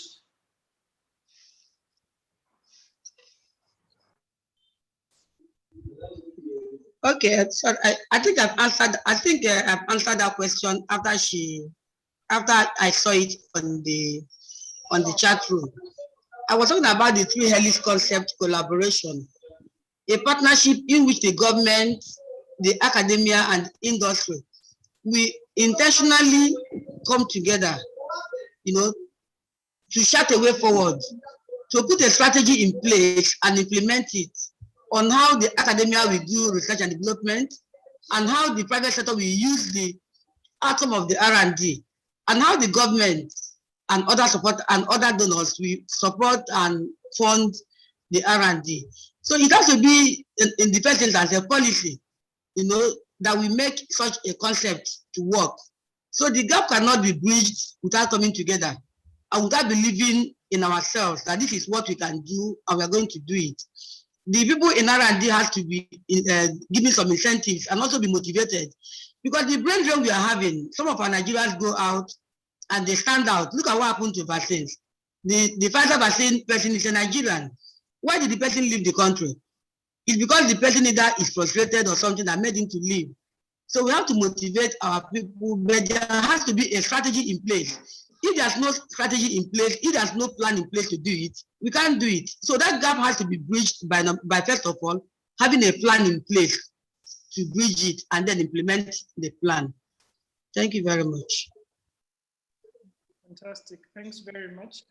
There's a question which I think would go to the Manufacturers Association of Nigeria, but I'll just read it nonetheless, from Kelvin Uwaibi, who asked that what is the update on the country's automotive policy, cotton, textile and garment policy, and oil palm policy? I believe Man will have to answer that. I don't know if any of the panelists have answers regarding that. No, I don't.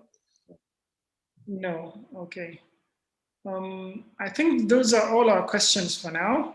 I would like to very much say thanks to all the panelists and their insightful and really educative and informative inputs today. On behalf of the organizers of this webinar, I'd like to say thank you very much for your attention, and see you at the next panel. Thank you. Thank you very much. Thank you. Thank you very much. Thank you. Bye. Okay, thank you so much, everybody. I think Mr. Orji had to step aside for a while, so I will take over the facilitation for the next session, which is going to be moderated by Mrs. Adebola Adefila, and I'll just hand over to her. Thank you. Good morning, everyone. You're welcome to the second panel session, and I'll be your anchor in this session. As earlier introduced, my name is Bola Adefila, the CEO for Banru Tools Nigeria Limited, where we manufacture tissue papers. So we've got with us today people who have distinguished themselves in their various fields of endeavors, and they will be talking and walking us through the different challenges in the light manufacturing industry. So in no particular order, I'll start off with Mr. Afam Malison Ima Ukatu. He is the executive chairman and the founder of Malison and Partners Limited. He is also the managing director of Nispo Porcelain Company Limited, the first indigenous tile manufacturing company in Nigeria. You're welcome, Mr. Afam. Also joining us on this panel is Mr. Olukayode Piton, the managing director of Bank of Industry, who is unavailable at the moment, but ably represented by Mr. Leonard Kange, General Manager, Large Enterprise.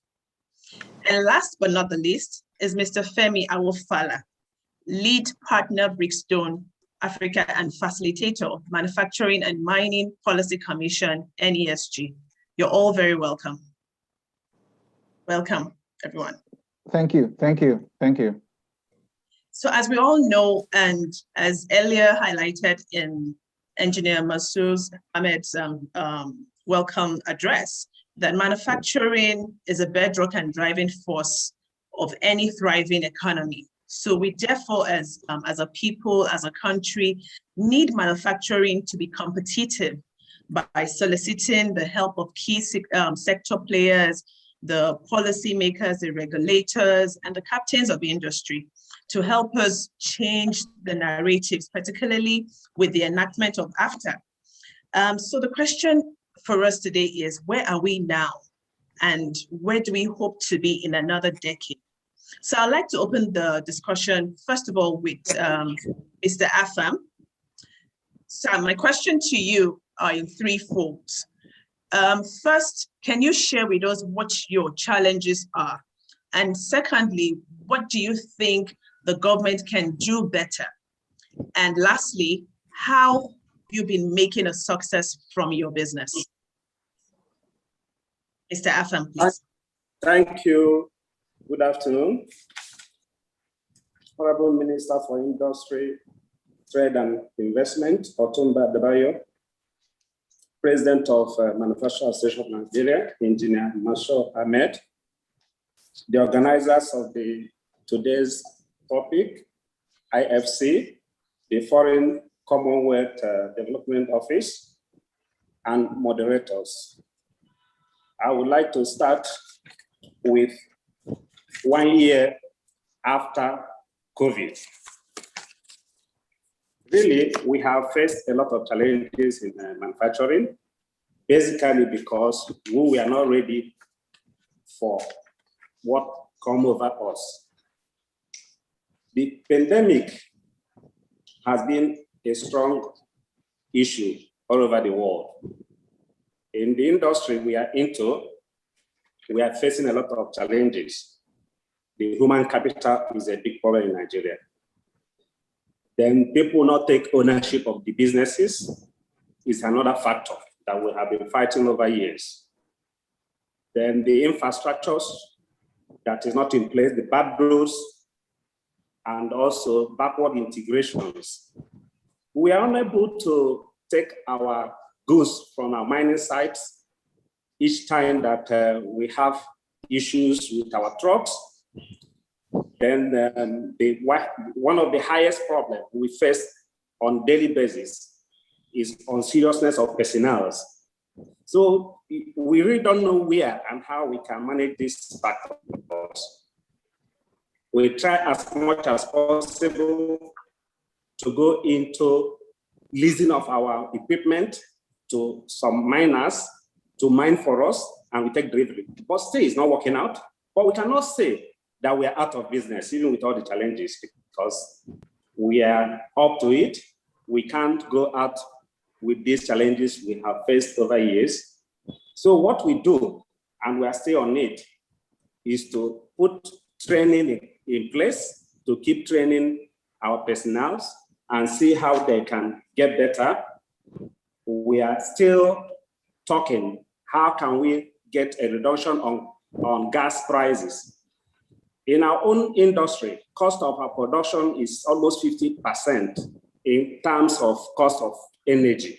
So how do we be able to compete if we are taking 50% of our cost on gas? We have applied all over the places. We asked federal government to do something on cost of gas, which is the main cost of our home production. Then in other areas we have been looking out for is where the Chinese companies or Indian companies are in Nigeria also, and the funding they are getting is far cheaper than what we have in Nigeria. So in every business we do here, we need funding to enable us. Funding, it means that we need a good rate to enable us have access to our equipment, buy new raw materials, also buy machineries to equip more. We don't have issues in selling our product, but we still have big issues in getting the output we expected. So it's a big problem still that supply chain and poor access to funding is one of the key problems we're facing in Nigeria. Thank you very much. I cannot agree less with you. Being a manufacturer myself, I totally can relate with what you're saying. And, you know, poor funding, infrastructure, logistic issue, work ethics, I can really, really relate with what you've just mentioned. So my next question will be to Mr. Leonard Kange. Like Mr. Afam rightly emphasized on, funding. How can the banking sector provide sufficient, appropriately priced, sustainable financing to the manufacturing sector? Now, bearing in mind that we have a peculiar challenge with FX shortage and FX fluctuation. So Mr. Kange, over to you. Okay, thank you very much, Mrs. Adebola. And thank you to the Honorable Minister for Industry, Trade and Investments, Otumba Ni Adebayo, and all protocols observed. What you have mentioned is a key challenge that the manufacturing sector, indeed, not just the manufacturing sector, but generally industry faces in Nigeria today. Funding is a major issue. How can the sector get the funding that it needs? Well, it needs for the key players in the financial sectors to play their part.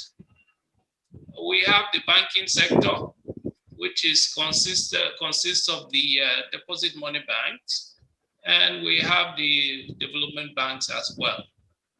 There's the capital markets as well and all of that. But the key thing is being able to access funding in adequate sums, appropriately priced, as well as proper tenors that will support the kind of business that manufacturing does.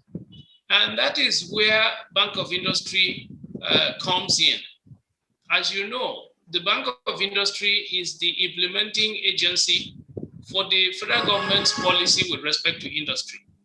Now, what we have done as Bank of Industry is to provide low-cost financing for a medium to long term for our manufacturing customers, most of whom I see here on this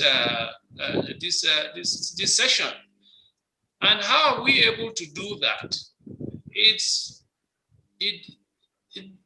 Part of it is where the funding comes from. What are the sources of funds that we're able to deploy?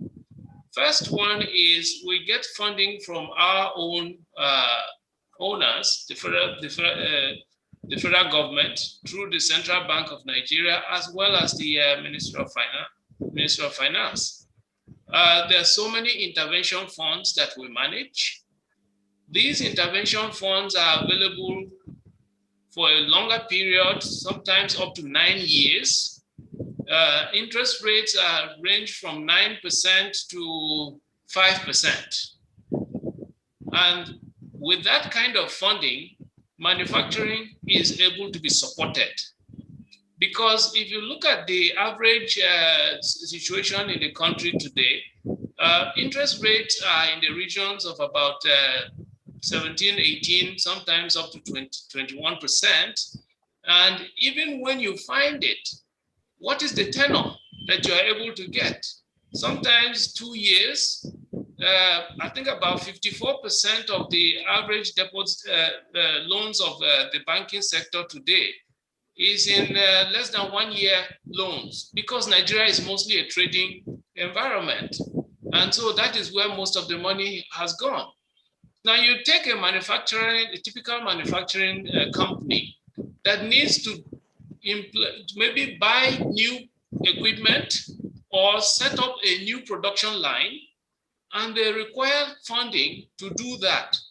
If you take the loan at 18, 20, 21% for a 2 to 3 year period, that project is dead on arrival. It will not happen, you know, and that is why the value that Bank of Industry brings is very unique, because with our loans at sometimes 9%, interest rates in single digits, it becomes possible for that project to proceed. And so these are some of the things the ways that the Bank of Industry is supporting the manufacturing sector. Now, over the last, between 2015 and now, the bank has disbursed over 900 billion naira to support the manufacturing sector. Is this enough? No, it is not, because an estimate of what the funding gap is, I think it was IFC that did a study, and it shows that the funding gap is about $158 billion. That's about 60 trillion, thereabouts, depending on whatever exchange rate you use. Now, if you look at the banking sector itself, the total assets of the banking sector is about 47 trillion. So there's a huge gap. And therefore, what the bank has done is, in addition to the funding that is provided by our owners, we have also gone outside to go and raise funding. In the last 3 years, the bank has raised close to $3 billion in funding from international sources. We've brought that money back in, we swapped it into Naira, and therefore we're able to make loans at competitive rates, single-digit loans, because the funding that we raised is in dollar and euro. And these are priced at very low rates when you look at it, especially now with COVID-19 and the challenges. So this has enabled the bank to deploy these funds to the manufacturing sector. COVID-19 has had a major impact on industry. As a matter of fact, it has set back our manufacturing industry several years. The progress that has been made in prior years has been almost erased, you know? And this is why there's an urgency for us to do what we're doing, and to see how we can get other partners within the financial sector to also join in doing this. So what we have done is to work with the deposit money banks. We have the long-term financing that is required. We have it at the pricing that will support manufacturing. So we partner with the deposit money banks, because most of the manufacturing companies, they're not our customers. They are customers to the deposit money banks, but they are not in a position to provide the funding in the required pricing and tenor that they need. So we partner with them, and they provide credit enhancements to Bank of Industry, and therefore, working together, we're able to support the manufacturing sector. So that is what we're able to do, and that is how we're able to provide sustainable financing. Now, there's another part to it as well. It's not just financing that the manufacturing sector requires. There is capacity building that is also very key, and that's another area that the Bank of Industry is focusing on. I'm using an example of the Bank of Industry because these are the different points that need to be addressed, but I'm just showing you what has been done and what is possible, so that anybody who wishes to follow that example, they can also look at it in that light. So there's the area of capacity building, because as you know, particularly at the mid SME level, etc., even large corporations, when you grow and become bigger, your business model has to change. Now, as an SME, you have the promoter is the chief marketing officer, he's the lawyer, he's the accountant, he's all of those things. But when you grow and start becoming more successful, your business model has to change. And therefore, what the bank does is we have business consultants, experienced industry experts, some of them ex-bankers as well. Over 200 of them spread over the country. They sit down with all these most of our customers, and they handhold them. Corporate governance, financial literacy, how to manage taxes and inventory and all of those things, access to markets and all of that. And we, the Bank of Industry, pays them for those services in order to make it easier for the manufacturing sector. So these are some of the things that the bank is doing, and these are the ways that you can provide sustainable financing to the manufacturing sector. But is it enough? No, it's not. So we need more partners to work with us in order to be able to achieve this goal. Thank you. Thank you so much, Mr. Kange. I'll have to do a little bit of harassment with you on some issues that you raised. Fantastic presentation. I'm a beneficiary of Bank of Industry. I've been with Bank of Industry for over 5 years on my business, and I've seen the improvement, though not without its challenges and not without one or two issues that I have with the organization or with the bank. And I'll come back to you on that. Talking about the single digits, talking about the timing. I'm going to come back to you on timing of response. You know, most of the time when the entrepreneur comes to you or the manufacturer comes to you, he has no time, and the bank is structured in such a way that it has a lot of bureaucracies. And you can apply for loans, and it's taking almost a whole year, 18 months before you get a response or before you get approval. Yes, we hear about single digits, but when we come, by the time you're telling us about legal fee, this fee, management fee, the single digit becomes double digits, right? So I'm going to come back to you on that aspect. So I'm going to go now to Femi Awofala. Femi, you know, for me, I've always had an issue with the enactment of AfCFTA for obvious reasons. Like Mr. Afam readily mentioned as well in his presentation, the problem of the manufacturer in Nigeria is not really sales. Sales is not our problem. We've got the market. We can sell our products. Our problem is production. How do I get enough raw materials? How do I source for funding? FX. Now we know that FX is a general issue in Nigeria. So for me, my question to you will be, how will the enactment of AfCFTA affect Nigerian manufacturers? And what can be done to make us competitive? And how can we increase our production base? Because our problem really is a production problem, not a sales problem. Over to you, Femi. All right, then. Thank you so much, Bola.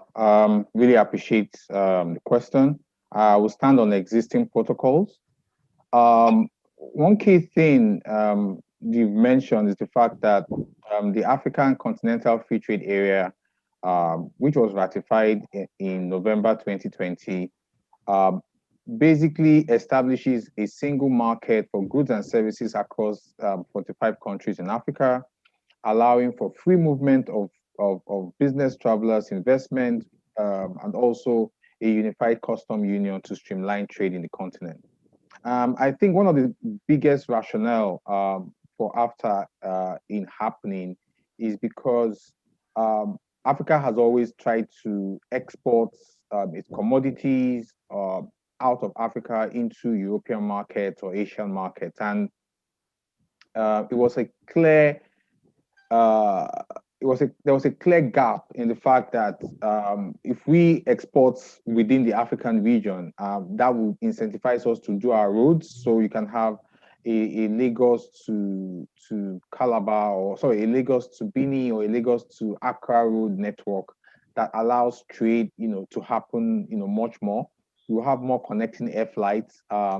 because people can now start having cargo airports and moving things around the African continent.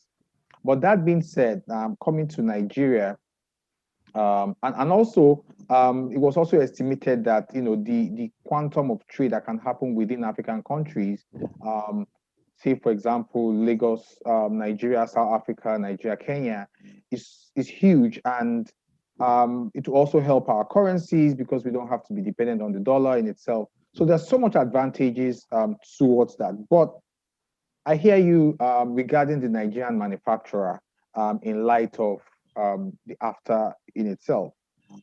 Basically,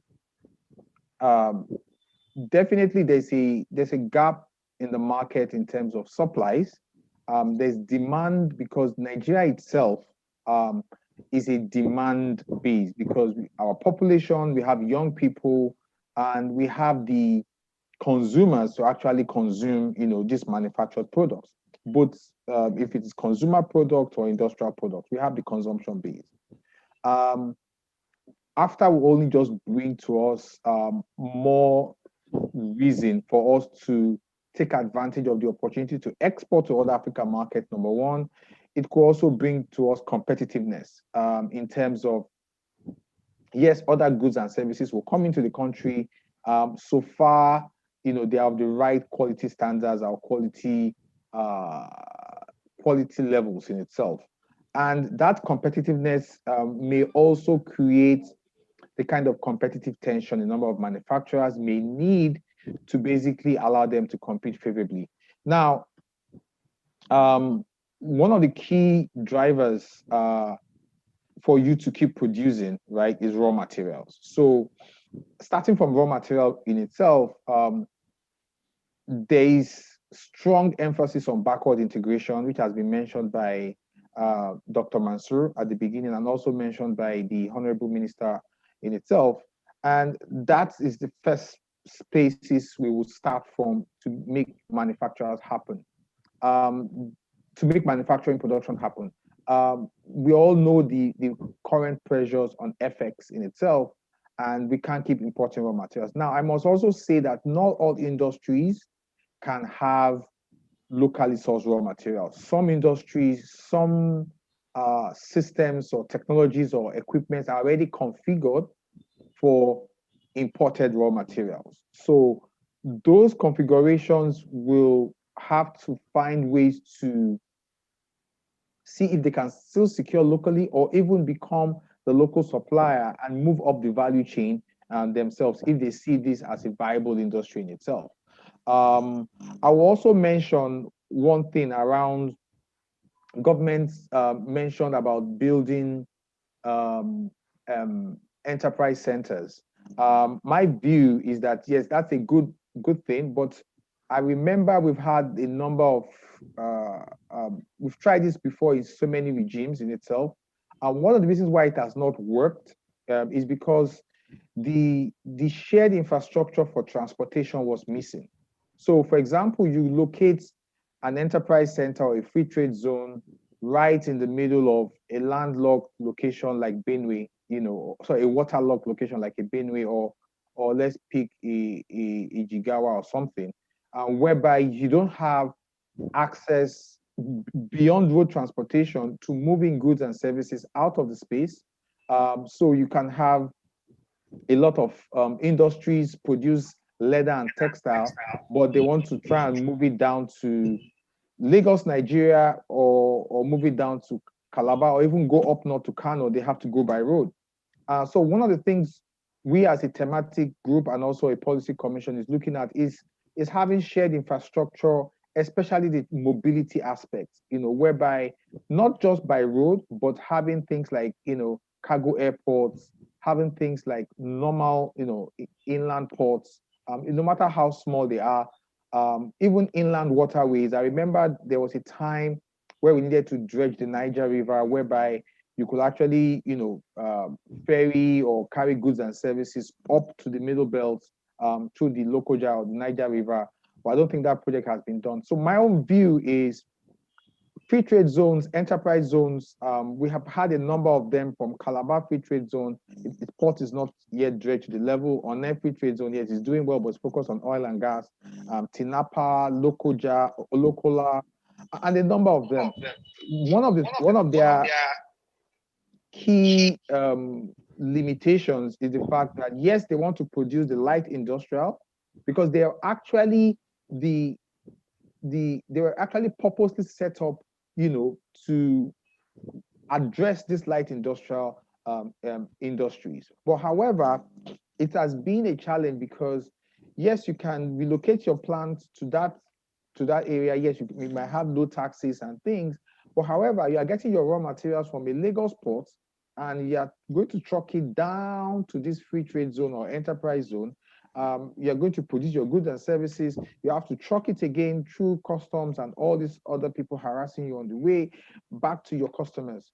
So there needs to be a coordinated effort on what we call shared infrastructure, whereby the Federal Ministry of Trade and Investment is citing an enterprise zone. That zone, the first criteria was mobility. How do you move goods and services in? I know a number of state governments that have looked at issues of cargo airports and agro cargo airport. And I think it's a lovely idea because what that does for you is if you are doing a light manufacturing type organization and you need to bring in raw materials, you can bring it by cargo. You don't have to go through the ports.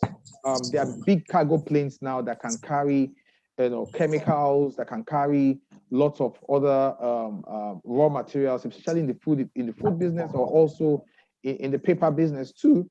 And you bring it in, and your free trade zone or your enterprise zone is right within that location. You produce what you need to produce.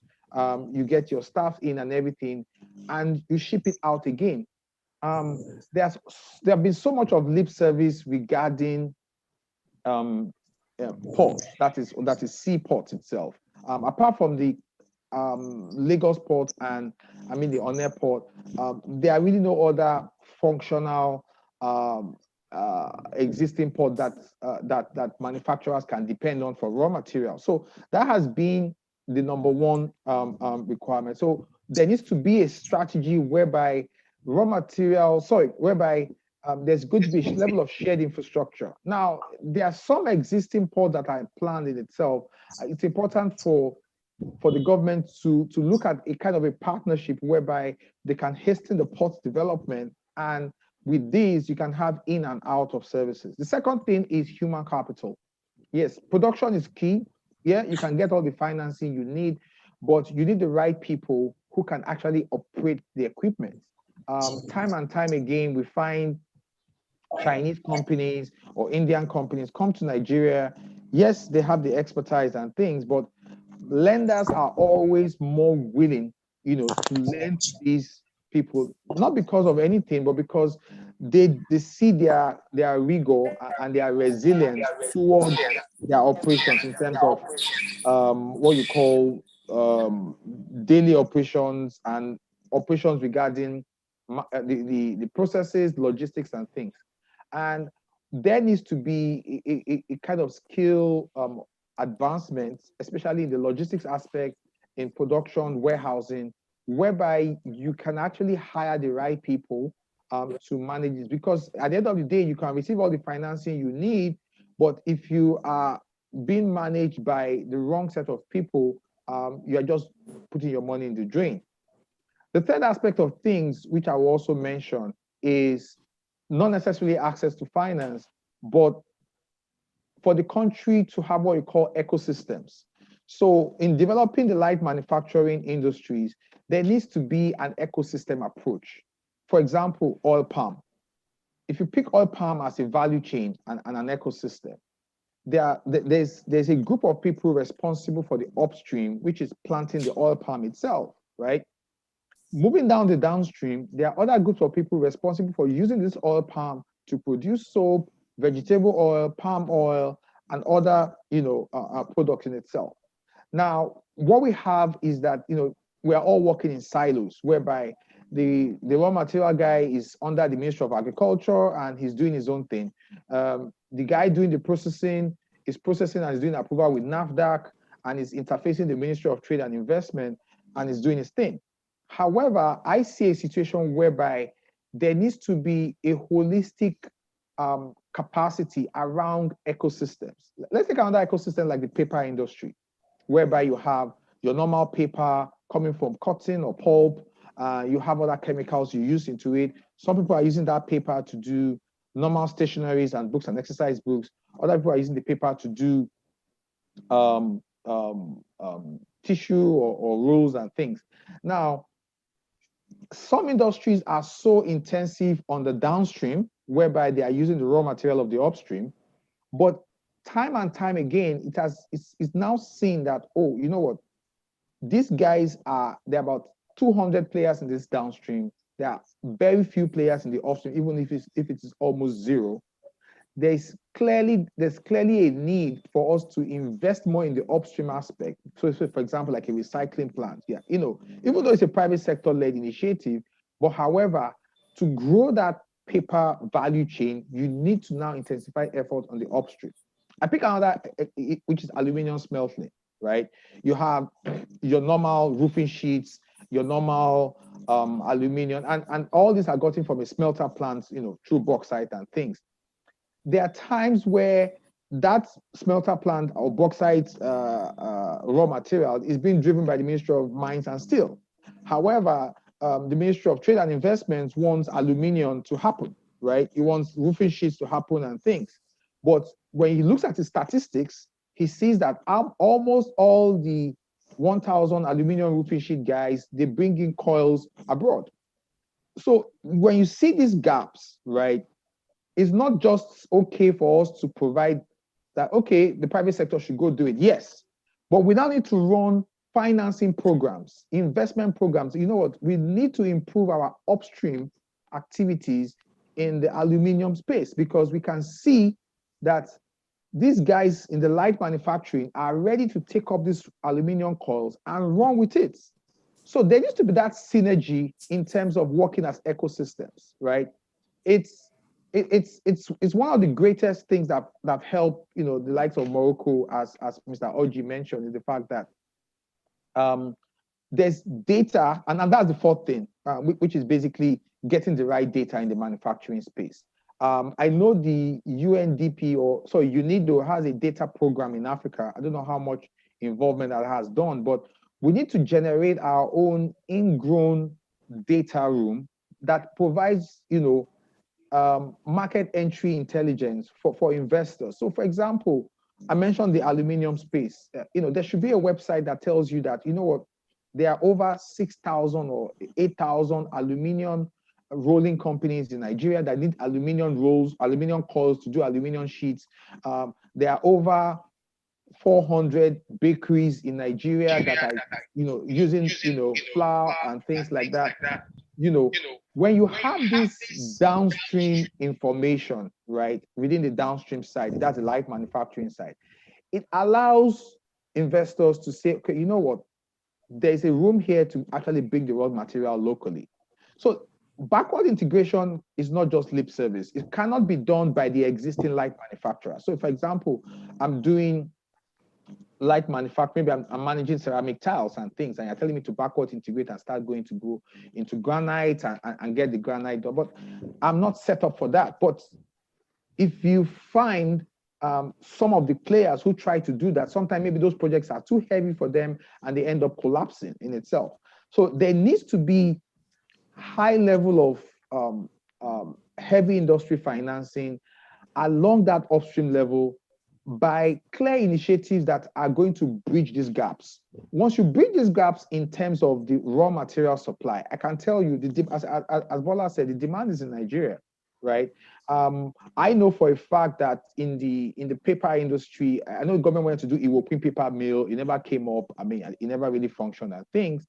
And there are so many paper cutting, paper processing, or paper drying, you know, using of stationaries. There are over, I can tell you, there are over 20,000 of them in the country, but they're all importing paper, right? there needs to be a financing program that specifically addresses that raw material such that it can flow into the downstream, sector. Those are the four things. And the last thing I mentioned is the data. And data for me is found so many. I mean, customs have data of people bringing in raw materials. There's data around, what SON is doing. There's data in NAFDAC. There's data among trade organizations. This data, it doesn't need to be done in such a way that it's being hidden somewhere. It's just open, and you can log into that portal. You can find the depths of players in that industry. There might be disclosures or privacy requirements on naming them, but at least you'll be able to know that, okay, in Oyo State, we have 10,000 food processors. In Enugu State, we have 800 food processors using this raw material in itself, and however, they are all importing. Now, as a player in the industry, I can take an intelligent information and say, okay, you know what? I'm going to use this data and I'm going to go and situate my upstream plants to provide the raw material that is needed by all these other light manufacturers. Thank you so much, and that's with me for now. Thank you so much, Femi. That was fantastic. Lovely presentation. Thank you. I love your emphasis on data. I mean, data helps us to make informed decisions, and it helps us to just get our operations right on the right track. So thank you so much. So I would like to go back to Mr. Afam. Do you believe in the narrative that says we Nigerians are not good managers of business? Like, you hear financial institution being, or you see financial institution being more drawn towards the Lebanese, the Indians, because they believe they run their businesses more thoroughly, more rigorously. They believe in delayed gratification, so to speak. Do you believe in that narrative? Do you think it's a correct one? Over to you, Mr. Afam. Well, I believe that Nigerians are doing well in terms of taking care of their staffs. And the Chinese have some advantage over us because they are starting from a good setting of most of their staff are well trained and they are professionals based on where they are coming from. We have issues here that you have to get someone and has to go through training. And those trainings are most times trainings of what they are doing physically. And if they have somebody like an expertise as his boss, most of them don't train these people well. They give them orders and not directions. So some people will fall out because of dependent on their own self to do the work. But if a Chinese company are into the same business with you, you find out that the unity among themselves are more. And in most cases, we still need this expertise to help us train our workers. We have some little challenges during COVID in terms of how do we manage our local staff, because all Chinese we have left us and we're unable to operate some of the machines. We try as much as possible to keep running, but it wasn't easy for us. So our output dropped from 70% to about 30%. But in the end of it, we're able to develop new people. We never know they have the capacity to do it. The gratification you mentioned is not something that we cannot say that is a big problem to us, but the highest problem we have is training of our human capital. We need to train our staff. Our staff need to understand this. And that takes me into what have been discussed earlier about us going back to our universities and the School of Technologies to see how we can develop young ones coming into this industry to do some work. Some of people we employ today have 2 years plans to go out of your factory or your production factory within 1 year or 2 years. Their aim is to save money and buy keke or Okada for their business. So there's no continuity, even when you put all your best to train them. After 2 years, they have gotten money they want, they become their own master and they move on. You keep looking for capable hands to run this business. So I think there is more we can do, because if we have some people catch them young from the onset, like there is no ceramic schools today. You cannot say you have a ceramic industry or schools that deal on this. In our factory today, we have trained some people, but we can compete with Chinese people who they have all professionals from onset. The formulation sometimes becomes so better, and we depend on them to give us some advice and give us some professional technical know-how. So it is a thing that we really need to change this system. The government should help us to put some of these oncoming factories into our curriculum universities so that these people can start coming up and go into the job they studied. Thank you. Thank you so much, Mr. Afam. I can relate to you. You're a true manufacturer. What I have seen and what I can add to what she said, it's the issue of training. What we need really is training. I mean, when we started with the Banroots brand, and we had this vision that we were not going to have any expatriate on our floor, that what we're going to do was get the expatriates to train our guys, train our workers, keep training them. If it means that we have to take some of them out of the country to get the training, bring them back. And I relate to what you say perfectly. Some of them just come in and after 2-3 years, they want to get out. They want to just go. Our work ethics, the mindset, we don't have that longevity and continuity mindset in the workforce in Nigeria. So I don't know if it's something that NESG can also put under their rules to kind of form maybe like a school. I don't know, maybe something that will help the young minds, train them to see, to see growth, to see maybe like a career path in actually working in manufacturing industries. If we can have an organization, maybe like NESG or some other organization, train young people, maybe even incorporate it into the NYSC 1 year NYSC operation that we do in Nigeria, where we train our graduates to know that, these are places where you could actually build a career. These are industries where you can actually build a name for yourself, so to speak. So I totally agree with you. Training is of the essence. We get better with training. Well, some of us were very rough when we started. We didn't know much. But again, we find out that even the Chinese and the Lebanese and the Indians that we're saying as specialists, some of them don't have the 4 walls of education, of formal education. They don't have the 4 walls. I've seen a lot of them. I relate to a lot of them. And I realized that most of their guys don't even have the formal education. So I believe so much in training. So for the entrepreneurs, our participants who are entrepreneurs here, that's one thing you should take along with you. Invest in training your workers, invest in training your people. Your people are your greatest asset in any organization, and they're the ones that actually make you make sense at the end of the day in the market. So I'm going back to Mr. Kange, and we're going into the question and answer already. So for Mr. Kange, like I said, I was going to come back to you on the interest rate. So I hear it a lot, and we are also, and all of us can testify to the fact that Bank of Industry is always singing the praises of the single digit interest rate. But by the time we're done accessing the loans, by the time we're done paying management fee, legal fee, and all of that, what is single digit becomes double digits. So what can you do?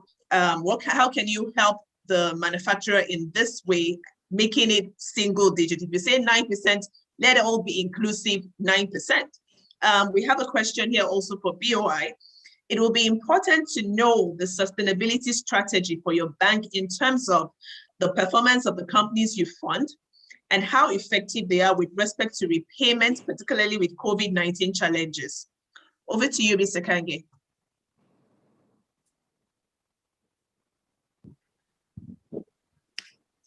Okay, thank you very much, Mrs. Adebola, for those questions. Let me take the issue of the interest rates.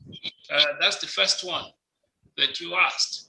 Now, Bank of Industry, we are not a profit, we're not measured based on the profits that we make.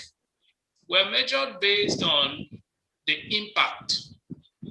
For instance, how many jobs did you help to create or save?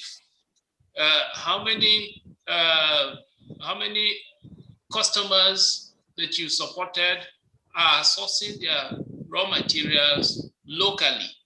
How can we save foreign exchange for the federal government? And those kinds of measures. That is how we are measured. So in that respect, the bank does not seek to charge high interest rates in order to make a profit or anything like that. Our interest rates are based on our source of funding.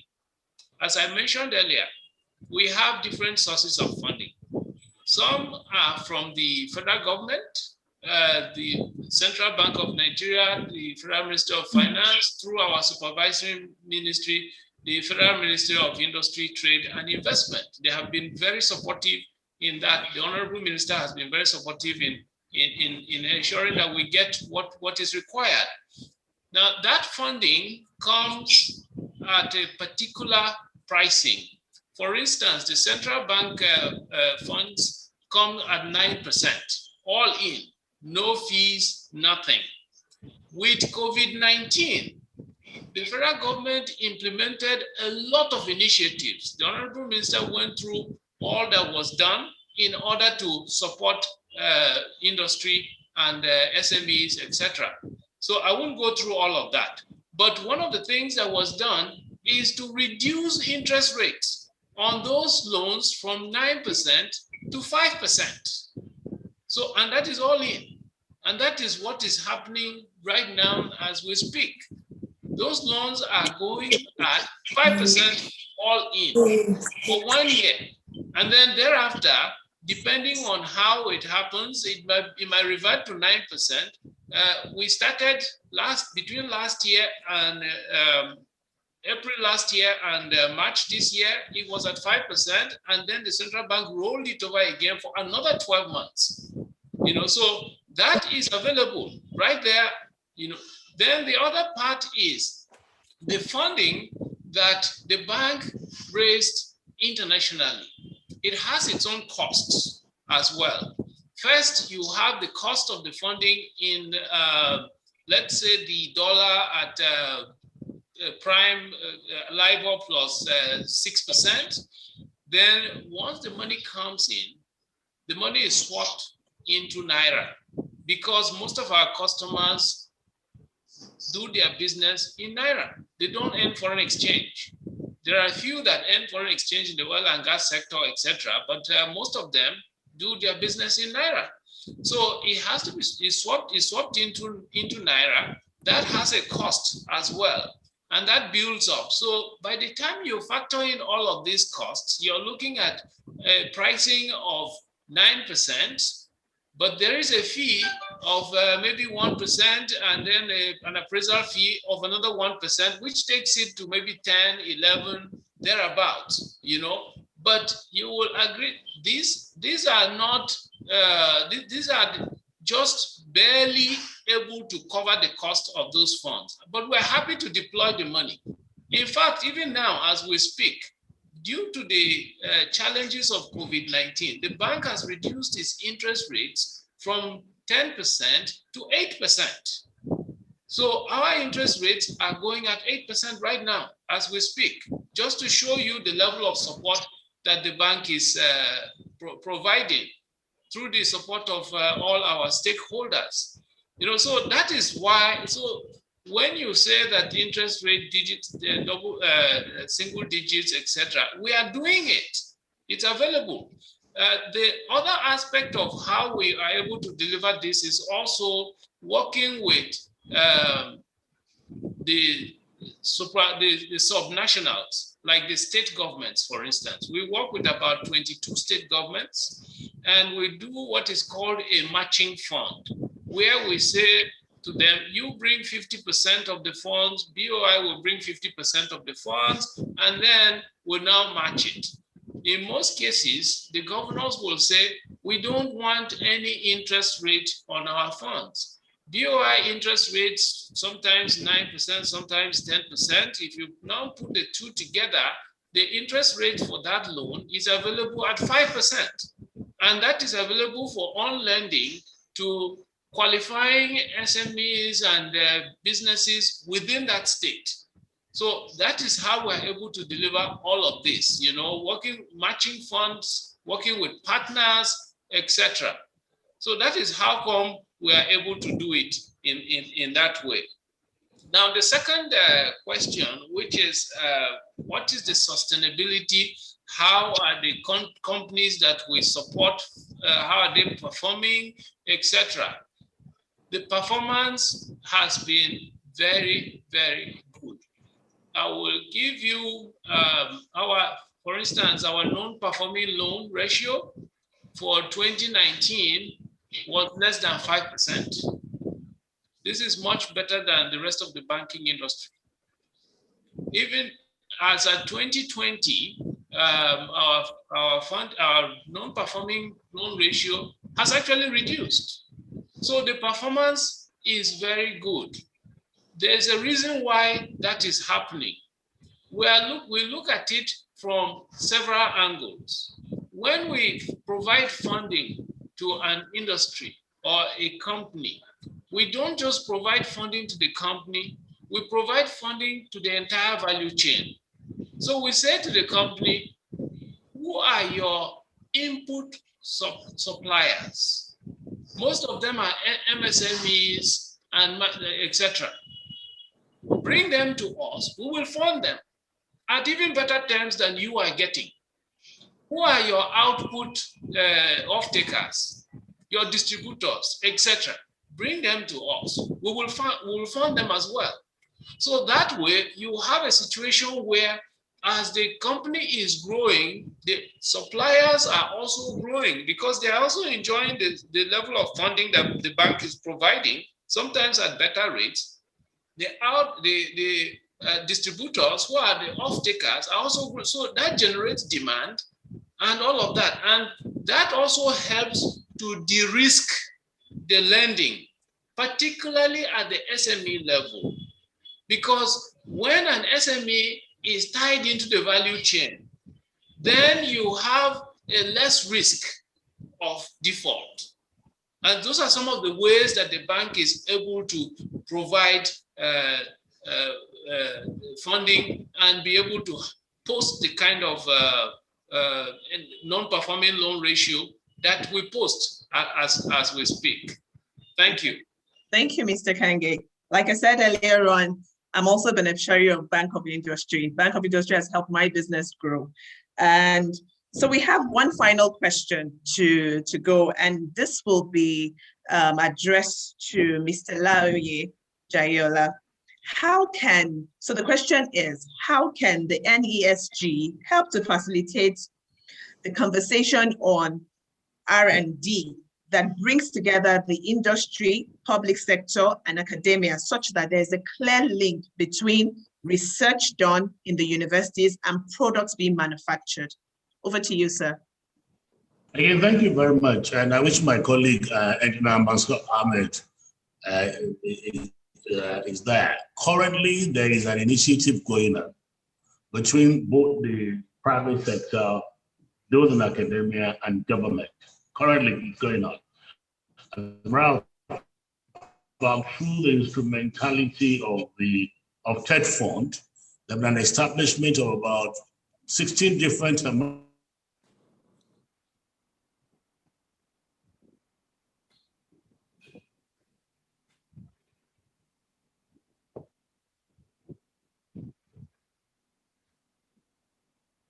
I think we've got a little bit of problem with his research needs. Yeah. So once we establish what the research needs are, and we're seeing that discussion between both industry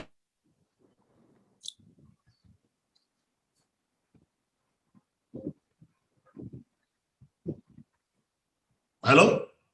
Yes, Hello? we can hear you now. We can hear you now. Sorry about it. So that so once we see that collaboration between the industry and the academia and the government, it will work.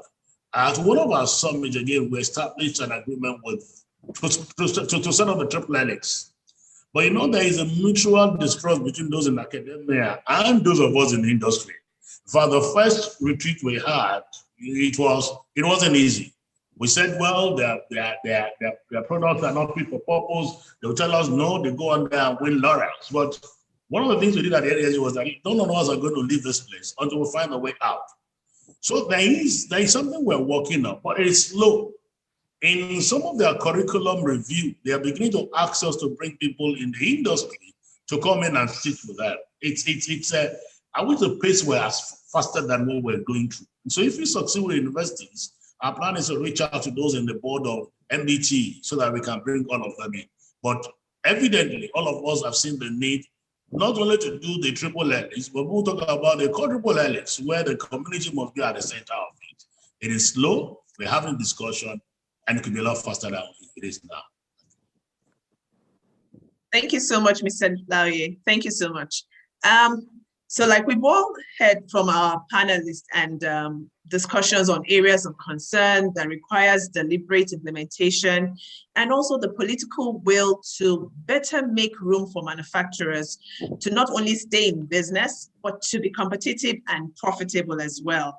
It's not enough to have a manufacturing plan, but all stakeholders must be carried along, be more than willing to put in what is required to strengthen the sector and for once, for us to see efforts actually translate. So I want to say a big thank you to all our panelists today. Thank you for coming. Thank you for sharing and having a wonderful discussion with you, with all of us today. Thank you so much. Thank you. Thank you. You're welcome. All You're right. welcome. Thank you, everybody. And thank you for that wonderful panel session. We're now rounding down to the final closing remark, which will be provided by Mr. Musunda from the IFC on the various issues deliberated upon. Thank you so much. Over to you, sir. Thank you very much, Femi. And I stand on existing protocol and recognize the Honorable Minister of Industry, Trade and Investment. So really, this has been a very lively, vigorous and passionate contributions and exchanges. And really, as everybody said, this is an opportune time for this conversation. COVID-19 really laid bare the inadequacies of the manufacturing sector in Nigeria. But as Mrs. M.A. Essen said, it just also presents an opportunity. The role of manufacturing in industrialization, in helping countries to develop, in creating good paying jobs has never been in doubt. It's been proven across the world. And in Nigeria, you have a great country with great resources, a large market. You don't find anything like this in the rest of Africa, a large internal market. So if you're a manufacturer, you're already assured of a large market to sell into. And the Africa Free Trade Continental Zone will simply expand that side of the market. Nigeria, as we all know, has a very entrepreneurial population. Frankly, all they need are the incentives. And we heard from Mr. Oji, policies and regulations from agencies and government that are implemented sustainably into the future. And really what matters is how you translate those policies and the regulations on the ground.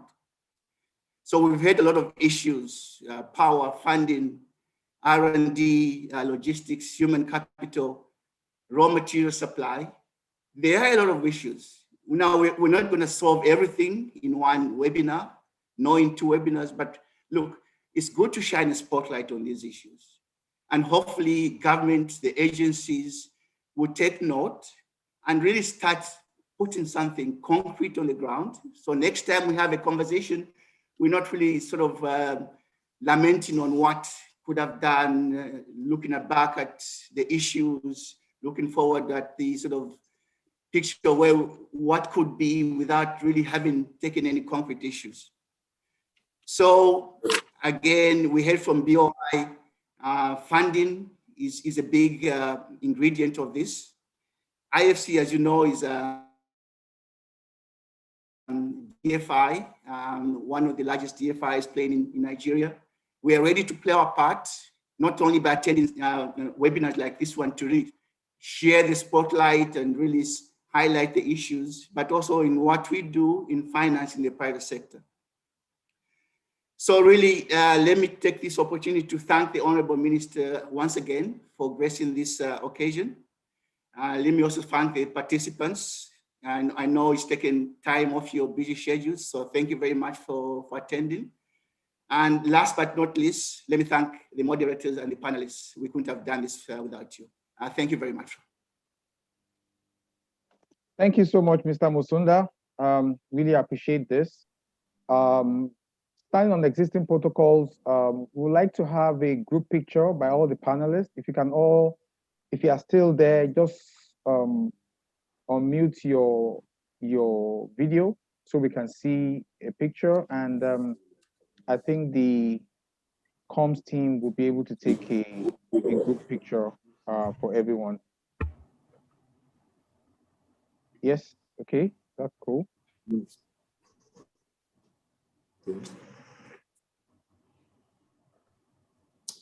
Are we good now? Jackson, Titi, has the picture been taken? Yes, it has. Okay, great. Thank you. All right, thank you, everybody. Just as a final recap, it's been a very wonderful session. Today, we've learned a lot. I am the facilitator of the Mining and Manufacturing Policy Commission of the NESG, and I would also want to use this opportunity to invite you to join our policy commission or our thematic group on manufacturing. We do a number of things like this. You can just send an email to the NESG. You can go to the website. You will see the Mining and Manufacturing thematic Mining and Manufacturing Policy Commission, and you can fill the form on the site and make a request to join our group. Without wasting much time, I would like to thank every one of us, the panelists, the moderators, and our special guests from the Honorable Minister too. It's been a wonderful time, and thank you all. And we'll see you again in any of our meetings and events at the NESG. Thank you and bye. Thank you. Thank you. Thank you and goodbye. Bye. Thank you. Bye-bye.